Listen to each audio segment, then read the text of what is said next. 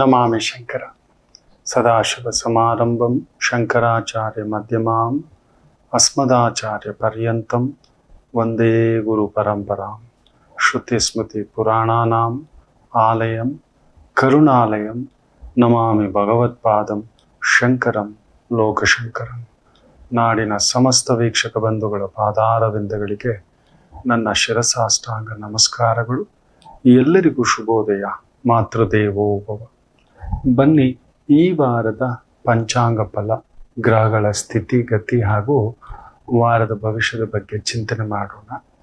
7ನೇ ತಾರೀಕು ಡಿಸೆಂಬರ್ 2025 ಭಾನುವಾರ. ಶ್ರೀ ವಿಶ್ವಾವಸುನಾಮ ಸಂವತ್ಸರೆ, ದಕ್ಷಿಣಾಯಣೆ, ಹೇಮಂತ ಋತು, ಮಾರ್ಗಶಿರ ಮಾಸೆ, ಕೃಷ್ಣ ಪಕ್ಷದ ತೃತೀಯ ತಿಥಿ, ಆರ್ದ್ರಾ ನಕ್ಷತ್ರ, ಶುಕ್ಲಯೋಗ, ವಣಿಜಕರಣ ಇವತ್ತಿನ ಪಂಚಾಂಗ ಫಲ. ಇನ್ನು ವಿಶೇಷವಾಗಿ ಗ್ರಹಗಳ ಸ್ಥಿತಿಯನ್ನ ನೋಡೋಣ. ಗುರು ವಕ್ರನಾಗಿ ಮಿಥುನದಲ್ಲಿ, ಚಂದ್ರ ಅಲ್ಲಿ ಆರ್ದ್ರಾ ನಕ್ಷತ್ರದಲ್ಲಿ, ವಿಷಕಂಠ ನಕ್ಷತ್ರ ಅಂತ ಹೇಳ್ತೇವೆ. ಕೇತು ಹಾಗೂ ರಾಹು, ಕೇತು ಸಿಂಹದಲ್ಲಿ, ರಾಹು ಕುಂಭದಲ್ಲಿ, ಬುಧ, ಶುಕ್ರ, ಸೂರ್ಯ, ಕುಜ ವೃಶ್ಚಿಕದಲ್ಲಿ. ಒಂದು ರೀತಿ ಜಲಪ್ರಳಯ ಸ್ಥಳ, ಒಳಗಡೆ ಇರುವ ಒಂದು ಶಕ್ತಿ ಕೇಂದ್ರ. ನಮಗೆ ಅವಗಾಹನೆ ಇಲ್ಲ. ನಮಗೊಂದು 500 ಅಡಿ, ಇವತ್ತು ಬೆಂಗಳೂರಲ್ಲಿ 2000 ಅಡಿ ಒಳಗಡೆ ಹೋದ್ರೆ ನೀರು ಸಿಗುತ್ತೆ. ಒಂದು 20 ಕಿಲೋಮೀಟರ್ ಹೋದ್ರೆ ಬೆಳ್ಳಿ ಸಿಗುತ್ತೆ. ಒಂದು 40-50 ಕಿಲೋಮೀಟರ್ ಒಳಗಡೆ ಹೋದ್ರೆ ಬಂಗಾರ ಸಿಗುತ್ತೆ. ಒಂದು 600ರಿಂದ 650 ಕಿಲೋಮೀಟರ್ ಒಳಗಡೆ ಹೋದರೆ ಎಷ್ಟು ವಜ್ರ ಸಿಗುತ್ತೋ ಲೆಕ್ಕಕ್ಕಿಲ್ಲ. ಅಷ್ಟು ಒಂದು ವಜ್ರ. ಇನ್ನೇನೇನಿದೆಯೋ,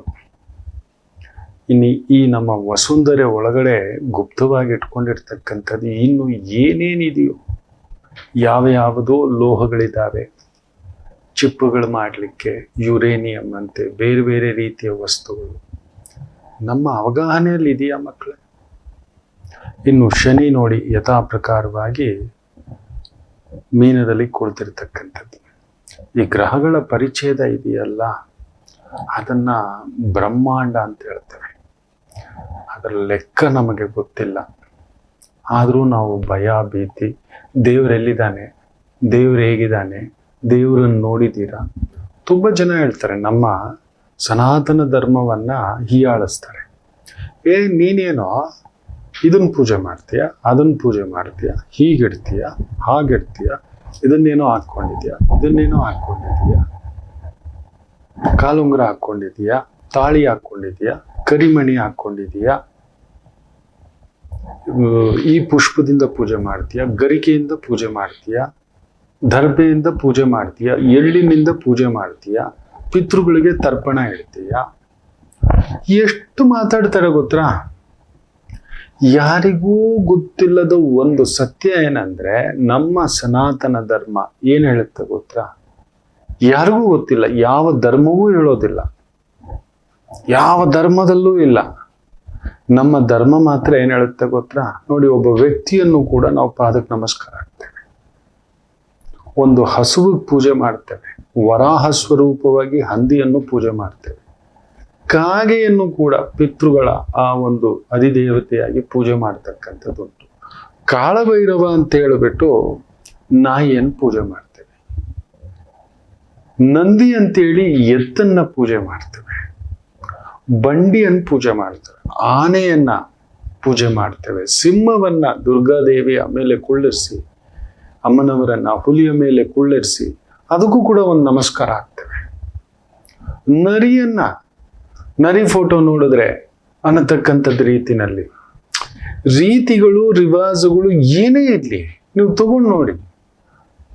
ಒಂದು ಮರ, ಅಶ್ವತ್ಥ ಮರಕ್ಕೆ ಪೂಜೆ, ಅಶೋಕ ಮರಕ್ಕೆ ಪೂಜೆ, ತುಳಸಿ ವೃಕ್ಷಕ್ಕೆ ಪೂಜೆ, ಔದುಂಬರ ವೃಕ್ಷಕ್ಕೆ ಪೂಜೆ, ತೆಂಗಿನ ಗಿಡಕ್ಕೆ ಪೂಜೆ, ಮಾವಿನ ಮರಕ್ಕೂ ಪೂಜೆ, ದೇವದಾರು ಮರಕ್ಕೂ ಪೂಜೆ, ಎಲ್ಲದಕ್ಕೂ, ಸಾಮಾನ್ಯ ಗರಿಕೆಗೂ ಕೂಡ ನಾವು ಪೂಜೆ ಮಾಡತಕ್ಕಂಥದ್ದು. ಯೋಚನೆ ಮಾಡಿ ನೋಡಿ. ಬೇರೆ ಯಾವುದಾದ್ರೂ ಧರ್ಮದಲ್ಲಿದೆಯಾ? ಇದಕ್ಕೆ ಏನು ಕಾರಣ ಅಂತ ನೀವು ನಂಬ್ತೀರಾ?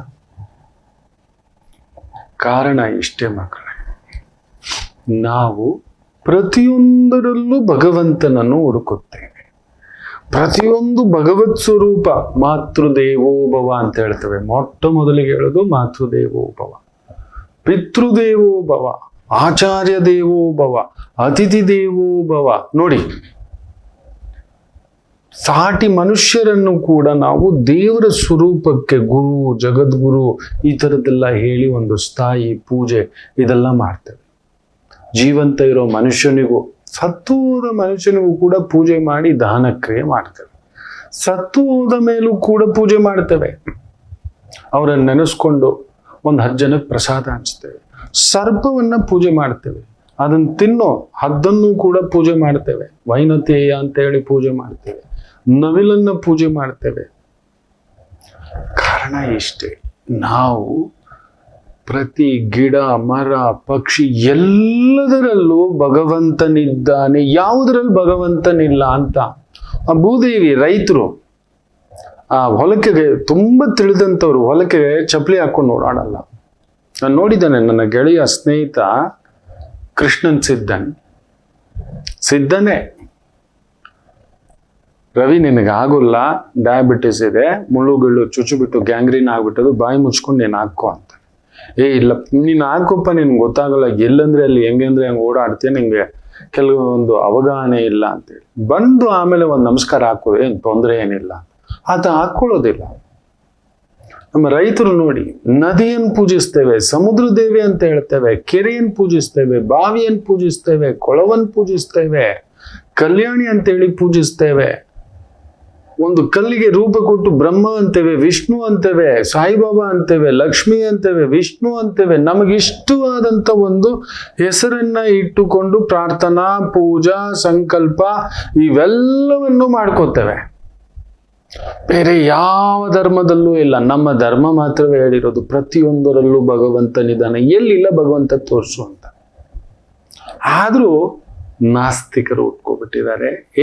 ರಾಮ ಸುಳ್ಳು, ಬೇರೆ ಬೇರೆ ಇದು ನಮ್ಮವರೇ, ಇನ್ಯಾರೋ ಅಲ್ಲ, ಅವ್ರು ಬಿಟ್ಬಿಡಿ. ಅವ್ರಿಗೆ ಅವರ ಸ್ಥಿತಿ ಅಂತರ, ಅವ್ರಿಗೆ ನಂಬಿಕೆ, ಅವರ ನಂಬಿಕೆಗಳಲ್ಲಿ ಅವ್ರು ಬದುಕ್ತಿದ್ದಾರೆ, ಇರ್ಲಿ. ಆದ್ರೆ ನಮ್ಮ ಬಗ್ಗೆ ನಮ್ಮವರೇ ನಮ್ಮ ಜೊತೆಲೇ ಬೆಳೆದು ನಮ್ಮ ಅನ್ನ ನೆರಳು ಸರಿ ಇದನ್ನೆಲ್ಲ ಇಟ್ಟವ್ರು ಯಾರೋ? ಇದನ್ನೆಲ್ಲ ಇಟ್ಟವರು ಯಾರು?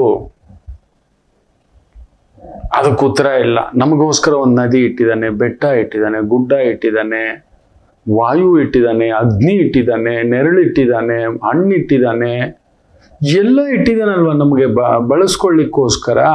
ಯಾರು ಇಟ್ಟಿರುವುದು? ನಮಗೊಂದು ಹೋಟ್ಲಿಗೆ ಹೋದ್ರೆ ಪ್ರಸಾದ ಯಾರೋ ಇಡ್ತಾರೆ, ದೇವಸ್ಥಾನಕ್ಕೆ ಹೋದ್ರೆ ಅವರಿದ್ದಾರೆ, ಹೌದಲ್ವಾ? ಪ್ರಸಾದ ಇಟ್ಟಿದ್ದಾರೆ. ಹಾಗಾದ್ರೆ ಇದಕ್ಕೆಲ್ಲ ವ್ಯವಸ್ಥೆಗಾರಕೊಬ್ಬ ಇರಬೇಕಲ್ವಾ? ನಮಗೆ ಸಂಬಳ ಕೊಡೋಕೊಬ್ಬ ಯಜಮಾನ ಇದ್ದಾನೆ, ನಮ್ಮನ್ನು ಪೋಷಿಸ್ಲಿಕ್ಕೆ ತಂದೆ ತಾಯಿ ಇದ್ದಾರೆ, ನಮ್ಮನ್ನ ವಿದ್ಯೆ ಜ್ಞಾನ ಕೊಡ್ಲಿಕ್ಕೆ ಒಂದು ಗುರು ಇದ್ದಾರೆ. ಆದರೆ ಇದನ್ನೆಲ್ಲ ಇಟ್ಟಿರ್ತಕ್ಕಂಥವ್ರು ಯಾರು? ಇವರನ್ನೆಲ್ಲ ಇಟ್ಟವ್ರು ಯಾರು? ನಮಗೋಸ್ಕರ ಒಂದು ಹೆಂಡತಿ, ಒಂದು ಅಮ್ಮ, ಒಂದು ಅಪ್ಪ, ಒಂದು ಮಗು ಕೊಟ್ಟ, ಒಂದು ಬದುಕು ಕೊಟ್ಟ, ಒಂದು ದೇವ್ರು ಕೊಟ್ಟ, ಒಂದು ದರ್ಶನ ಕೊಟ್ಟ, ಒಂದು ಮಂತ್ರ ಕೊಟ್ಟ, ಒಂದು ಯಂತ್ರ ಕೊಟ್ಟ, ಒಂದು ಪೂಜೆ ಕೊಟ್ಟ, ಒಂದು ಸಂಕಲ್ಪ ಕೊಟ್ಟ. ಇದೆಲ್ಲ ತಿಳಿಸ್ಕೊಟ್ಟವನು, ತಂದಿಟ್ಟವನು ಯಾರು? ಆ ಹಣ್ಣಿನ ಮರ ಇಲ್ಲಿ ಬೆಳಿಬೇಕು ಅಂತ ಹೇಳ್ಕೊಟ್ಟವ್ರು ಯಾರು? ನದಿ ಹೀಗೆ ಹರಿಬೇಕು ಅಂತ ಹೇಳ್ಕೊಟ್ಟವ್ರು ಯಾರು?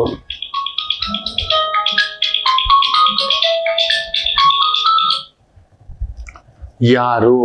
ಯೋಚನೆ ಮಾಡಿ. ನಮಗೆ ಮಾತ್ರ, ನಮ್ಮ ಭಾರತೀಯ ಸನಾತನ ಧರ್ಮ ಮಾತ್ರ ವಿಶೇಷವಾಗಿ ತಿಳ್ಕೊಂಡಿರೋ ಸತ್ಯ ಏನು ಗೊತ್ತಾ? ಪ್ರತಿ ಹೂವಿನಲ್ಲೂ ಹಣ್ಣಿನಲ್ಲೂ ಪ್ರಸಾದ ಅಂತೇವೆ ನಾವು, ಎಲ್ಲೂ ಪ್ರಸಾದ. ಒಬ್ಬ ವ್ಯಕ್ತಿ ಕಾಲ್ ಸೋಕಿದ ತಕ್ಷಣ ಹಿಂಗ ಅಂತೇವೆ, ಅವನಲ್ಲಿ ಭಗವಂತನನ್ನ ನಾವು ಒದ್ದು ಬಿಟ್ವಿ ಅಂತ. ಯೋಚನೆ ಮಾಡಿ ನೋಡಿ. ಪ್ರತಿಯೊಂದರಲ್ಲೂ ನೋಡಿ. ಒಮ್ಮೆ ಏನಾಗುತ್ತೆ ಅಂದ್ರೆ, ಒಬ್ಬ ಆತ ಒಂದು ದೋಣಿಯಲ್ಲಿ ಹೋಗ್ತಿರ್ತಾನೆ. ಒಬ್ಬ ಸಾಮಾನ್ಯ ರೈತ ಟ್ರೈನಲ್ಲಿ ಹೋಗ್ತಿರ್ತಾನೆ. ಹಲವಾರು ವ್ಯಕ್ತಿಗಳು ಅವನ ಸೀಟ್ನಲ್ಲಿ ತುಂಬಾ ಓದಿರ್ತಕ್ಕಂಥ ಒಬ್ಬ ವ್ಯಕ್ತಿ ಬಂದು ಕೂತ್ಕೊಂಡು ಬುಕ್ಸ್ ತಗೊಂಡು ಓದ್ತಾ ಇರ್ತಾನೆ. ಇವನು ಸಾಮಾನ್ಯ ರೈತ. ಏನು ಗೊತ್ತಿದೆ? ಬೆಳೆ ತೆಗೆಯೋದು, ಗೊಬ್ಬರ ಹಾಕೋದು, ಇನ್ನೊಂದು ಅನ್ನತಕ್ಕಂಥ ಭಾವ. ಅದು ಬಿಟ್ಟು ಏನು ಗೊತ್ತಿರುತ್ತೆ ರೈತನಿಗೆ? ಇವಾಗ ತುಂಬ ಗೊತ್ತಾಯ್ತು, ತುಂಬ ತಿಳಿದಿರೋ ಒಂದು ತಲೆ ಹರಟೆಗಳು ಜಾಸ್ತಿ. ಏನೋ ಗೊತ್ತಾ, ನಾನು ಯಾರು ಗೊತ್ತಾ, ನನ್ನ ಬಗ್ಗೆ ಗೊತ್ತಾ, ಈ ಥರದ್ದು ಏನಾದರೂ ಮಾಡ್ತಿರ್ತಾರೆ. ಇವನು ಅದೇ ತರಲೆ ಮಾಡ್ದ ವಿಶೇಷವಾಗಿ. ನಾನು ಯಾರು ಗೊತ್ತಾ, ನಾನು ಏನು ಗೊತ್ತಾ, ತಿಳ್ಕೊಂಡಿದ್ಯಾ? ಇದೆಲ್ಲ ಭಾವಗಳು, ಅರ್ಥಗಳು, ಅನರ್ಥಗಳು, ಅಪಾರ್ಥಗಳು ಅನ್ನತಕ್ಕಂಥ ಭಾವಾರ್ಥದಿಂದ. ಸ್ವಾಮಿ ನನಗೆ ಗೊತ್ತಿಲ್ಲ, ನಾನು ಎಷ್ಟು ಓದ್ಕೊಂಡಿದ್ದೀನಿ ಗೊತ್ತಾ? ಗೊತ್ತಿಲ್ಲ ಸ್ವಾಮಿ. ನಾನೇನು ತಿಳ್ಕೊಂಡಿದ್ದೀನಿ ಗೊತ್ತಿಲ್ಲ ಸ್ವಾಮಿ. ಸರಿ, ನೋಡಿದ ತಕ್ಷಣ ಆ ರೈತನ ಹಣೆಯಲ್ಲಿ ಒಂದು ಸಣ್ಣ ವಿಭೂತಿ, ಕೈಯಲ್ಲಿ ಈ ಥರದ್ದು ಏನೋ ಒಂದು, ಇಲ್ಲ ಕುತ್ತಿಗೆಯಲ್ಲಿ ಏನೋ ಒಂದು ನೋಡ್ದ. ಓಹೋ, ಈತ ಆಸ್ತಿಕ ಬಂದು. ಸರಿ, ನಾನು ದೇವರನ್ನೆಲ್ಲ ನಂಬೋದಿಲ್ಲ. ನಾವು ಯಾಕೆ ದೇವ್ರ ಬಗ್ಗೆ ಮಾತಾಡಬಾರ್ದು? ದೇವ್ರು ಹೇಗಿದ್ದಾನೆ, ಹೆಂಗಿದ್ದಾನೆ, ಎಲ್ಲಿದ್ದಾನೆ, ಇದು ನನಗೆ ಸ್ವಲ್ಪ ನೀನು ತಿಳಿಸ್ಬೇಕು. ನಾನು ದೇವ್ರನ್ನೆಲ್ಲ ನಂಬೋದಿಲ್ಲ, ಇದೆಲ್ಲ ಸುಳ್ಳು, ಬೂಟಾಟಿಕೆ, ವಿಭೂತಿ, ಪೂಜೆ, ಅದು ಇದು ಅಂದ. ರೈತ ಸುಮ್ಮನೆ ಕುತ್ಕೊಂಡು ನೋಡ್ದ. ಸರಿ, ಆಗ್ಲಿ ಬಿಡಪ್ಪ, ನಾನು ಅಷ್ಟು ದೊಡ್ಡವನಲ್ಲ ಸ್ವಾಮಿ. ಆದರೂ ಬಿಡ್ತಿಲ್ಲ ಇವನು. ಇಲ್ಲ ತಿಳಿಸು ಮಾತಾಡೋಣ ಅಂತ. ಅವನು ತುಂಬ ಅಂದವಾಗಿ ಒಂದು ಮಾತಂದ. ಸ್ವಾಮಿ, ನನಗೆ ಅಷ್ಟು ದೊಡ್ಡದಾಗಿ ಮಾತಾಡೋದು ಹೇಳೋದು ನನಗೆ ಬರೋದಿಲ್ಲ. ಆದರೂ ನಾನು ಒಂದು ಪ್ರಶ್ನೆ ಕೇಳ್ತೇನೆ, ಆ ಪ್ರಶ್ನೆಗೆ ಉತ್ತರ ಹೇಳ್ಬೇಡಿ ಸ್ವಾಮಿ ಅಂತ. ಸರಿ ಹೇಳು ಅಂದ. ಸ್ವಾಮಿ, ನಮ್ಮ ಹೊಲದಲ್ಲಿ ಹುಲ್ಲು ಬಿಟ್ಟಿರುತ್ತೆ, ಬಂದು ಈ ಕಾಡಲ್ಲಿ ಇರೋ ಜಿಂಕೆಗಳು ಕೂಡ ಬಂದು ಹುಲ್ಲನ್ನು ತಿಂತವೆ. ನಮ್ಮ ಹಸುನು ತಿನ್ನುತ್ತೆ. ನಮ್ಮ ಮನೆಗೆ ಒಂದು ಕುದುರೆನು ಪಕ್ಕದ ಶ್ರೀಮಂತ ಇದ್ದಾನೆ, ಅಥವಾ ಕುದುರೆ ಸಾಕೊಂಡಿದ್ದಾನೆ, ಅದು ಬಂದು ತಿನ್ನುತ್ತೆ. ಹುಲ್ಲನ್ನೇ ತಿನ್ನೋದು. ನಾನು ಬೆಳೆಸಿರುವ, ನಮ್ಮ ತೋಟದಲ್ಲಿ ಬೆಳೆಸಿರತಕ್ಕಂಥ ಹುಲ್ಲನ್ನ ಈ ಮೂರೂ ಪ್ರಾಣಿಗಳು ತಿನ್ನುತ್ತೆ ಸ್ವಾಮಿ. ಜಿಂಕೆ ತಿನ್ನುತ್ತೆ, ಹಸು ತಿನ್ನುತ್ತೆ, ಕುದುರೆ ತಿನ್ನುತ್ತೆ.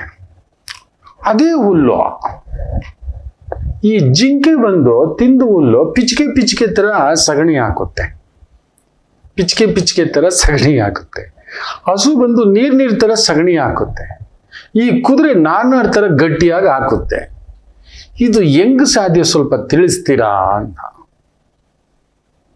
ಅವನಿಗೆ ತಲೆ ಕೆಟ್ಟೋಗ್ಬಿಡ್ತು. ಯಾರು ಈ ತತ್ವಜ್ಞಾನಿ, ತುಂಬಾ ತಿಳ್ಕೊಂಡಿದ್ದೀನಿ ನಾನು, ನನಗೆ ಗೊತ್ತು ಭಗವಂತ ಯಾರು, ಎಲ್ಲಿದ್ದಾನೆ, ಹೇಗಿದ್ದಾನೆ, ಏನ್ ಮಾಡ್ತಿದ್ದಾನೆ, ಹೆಂಗೆಲ್ಲ ಮಾಡ್ತಿದ್ದಾನೆ ಅಂತೆಲ್ಲ ಪ್ರಶ್ನೆಗಳನ್ನ ಕೇಳಿದ್ನಲ್ವಾ. ಸೊ ಅವನಿಗೆ ಇವನು ಕೇಳಿದ ಅದ್ಭುತವಾದಂತ ಒಂದು ಪ್ರಶ್ನೆ ಇದು. ಸ್ವಾಮಿ ಸ್ವಲ್ಪ ಹೇಳಿ ಅಂತ. ಈ ನಾಸ್ತಿಕನಿಗೆ ಉತ್ತರ ಇಲ್ಲ ಗೊತ್ತಾಗಲಿಲ್ಲ, ಇದು ಹೆಂಗೆ ಅಂತ ಹೇಳ್ಬಿಟ್ಟು ಅಂತ. ಸ್ವಾಮಿ, ಒಂದು 3 ಪ್ರಾಣಿಗಳು ಹುಲ್ಲು ತಿಂದು ಹಾಕೋ ಪಿಚ್ಕೆ ಸಗಣಿ, ನಾರ್ ಸಗಣಿ ಬಗ್ಗೆನೇ ನಿಮಗೆ ಗೊತ್ತಿಲ್ಲ.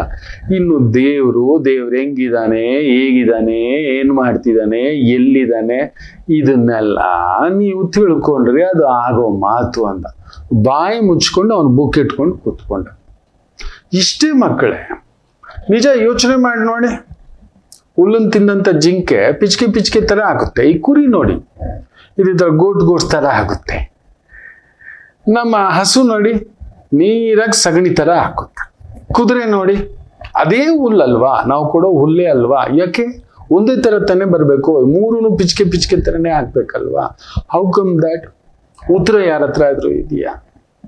ಇವರೆಲ್ಲ ಈ ಕೆಲವರುಗಳು ದೇವರುಗಳ ಬಗ್ಗೆ ವಿಪರೀತವಾಗಿ ಮಾತಾಡ್ತಾರೆ. ದೇವರಿಲ್ಲ, ಇದು ಸುಳ್ಳು, ಅದು ಸುಳ್ಳು, ಹಂಗಿಲ್ಲ, ರಾಮ ಇಲ್ಲ, ಹನುಮ ಇಲ್ಲ, ಬೇರೆ. ಅದು ನಮಗ್ ಸೇರಿದ್ದು, ನಮಗೊಂದು ನಂಬಿಕೆ. ನಮ್ಮ ನಂಬಿಕೆಗೆ ಯಾಕೆ ಹೊಡಿಲಿಕ್ಕೆ ಬರ್ತೀರಿ? ನಾವೊಂದು ನಂಬಿಕೆಯಲ್ಲಿ ನಾವು ಬದುಕ್ತಿದ್ವಿ. ನಮಗ್ ಗೊತ್ತಿದೆ ದೇವರು ಸರ್ವಾಂತರಯಾಮಿ.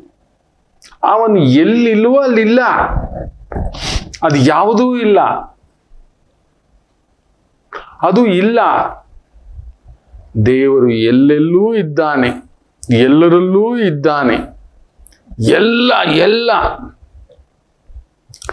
ನಾವು ನಂಬಿಕೊಂಡು ಮುಂದಕ್ಕೆ ಹೋಗ್ಬೇಕಷ್ಟೇ.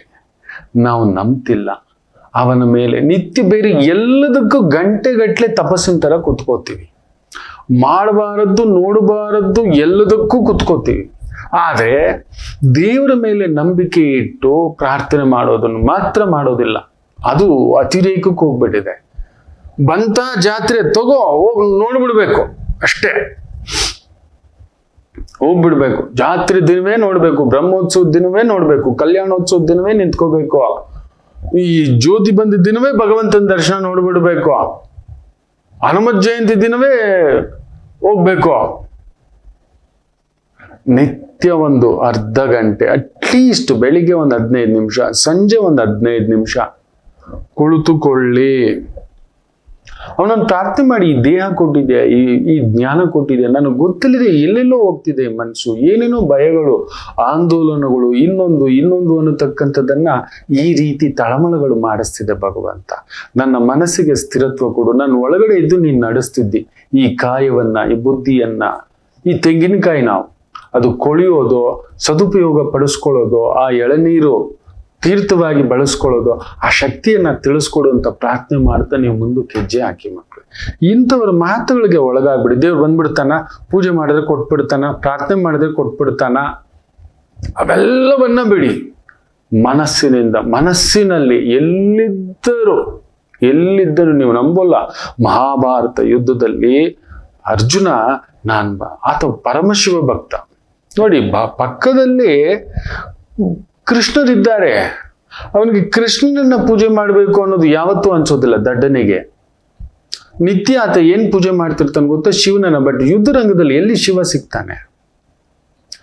ಸ್ವಾಮಿ ನನಗೆ ಶಿವಲಿಂಗ ಬೇಕು, ನಾನು ಪೂಜೆ ಮಾಡ್ಬೇಕು ಅಂದ್ರೆ ಮಾಡ್ಕೊಳ್ಳೋ ಪೂಜೆ ಅಂತ ಹೇಳ್ತಾನೆ. ಹೆಂಗ್ ಗೊತ್ತಾ? ತಾನು ಕುಳಿತುಕೊಂಡು ತನ್ನ ಮಂಡಿಗಾಲನ್ನೇ ಹಿಂಗ್ ಹಾಕೊಂಡು ಕುತ್ಕೋತಾನೆ. ಈ ಮಂಡಿಗಾಲ ಹೆಂಗ್ ಕಾಣಿಸುತ್ತೆ ಹೇಳಿ? ಈ ರೀತಿ ಇಟ್ಕೊಂಡಾಗ ಮಂಡಿಗಾಲ್ ಮಡಚಿ ಶಿವಲಿಂಗದ ತರ ಕಾಣಿಸುತ್ತೆ. ಮಾಡ್ಕೋ ಪೂಜೆ ಅಂತಾನೆ.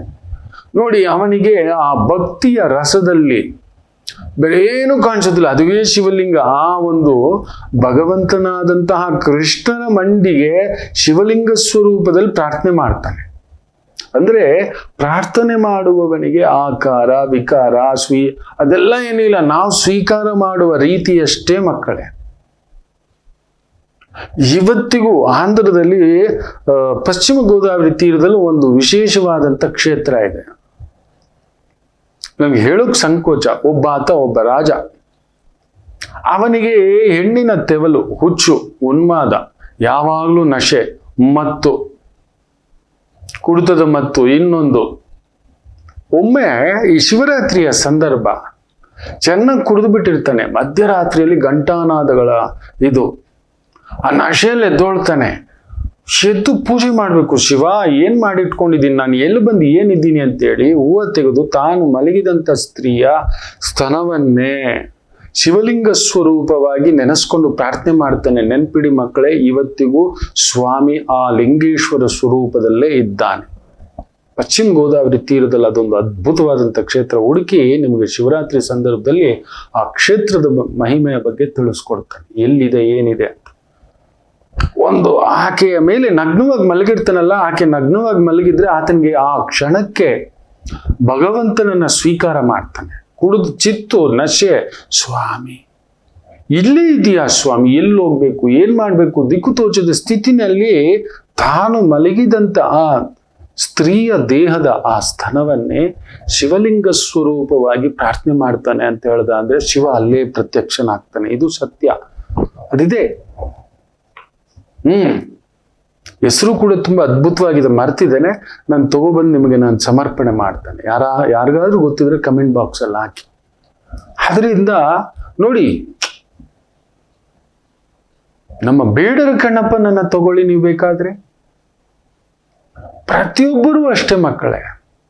ನಮ್ಮ ಧರ್ಮ ಇದೆಯಲ್ಲ, ಅದರ ಬಗ್ಗೆ ತುಂಬಾ ಕೆಟ್ಟದಾಗಿ ಇನ್ನೊಂದು ಮಾತನಾಡ್ತಕ್ಕಂಥವ್ರು. ದೇವರ ಶಕ್ತಿಯ ಬಗ್ಗೆ ಅವರಿಗೆ ಅವಗಾಹನೆ ಇಲ್ಲ. ಅವನ ನೆನೆಸಿದರೆ ತಿರುಕ ದಿವಾನಾಗಬಲ್ಲ. ರಾಘವೇಂದ್ರ ಮಹಾಸ್ವಾಮಿಗಳ ಮಂತ್ರಾಲಯ ಮಹಾತ್ಮೆ. ಆ ಪಿಕ್ಚರ್ ನೋಡಿ, ಒಬ್ಬ ಸಾಮಾನ್ಯ ಕುರಿ ಕಾಯುವ ಒಬ್ಬ ಯುವಕ ದಿವಾನ್ ಆಗ್ತಾನೆ. ಒಬ್ಬ ಬಹುಮನಿ ಸುಲ್ತಾನನ ಸಾಮ್ರಾಜ್ಯದಲ್ಲಿ ದಿವಾನ್ ಆಗ್ತಕ್ಕಂಥದ್ದು.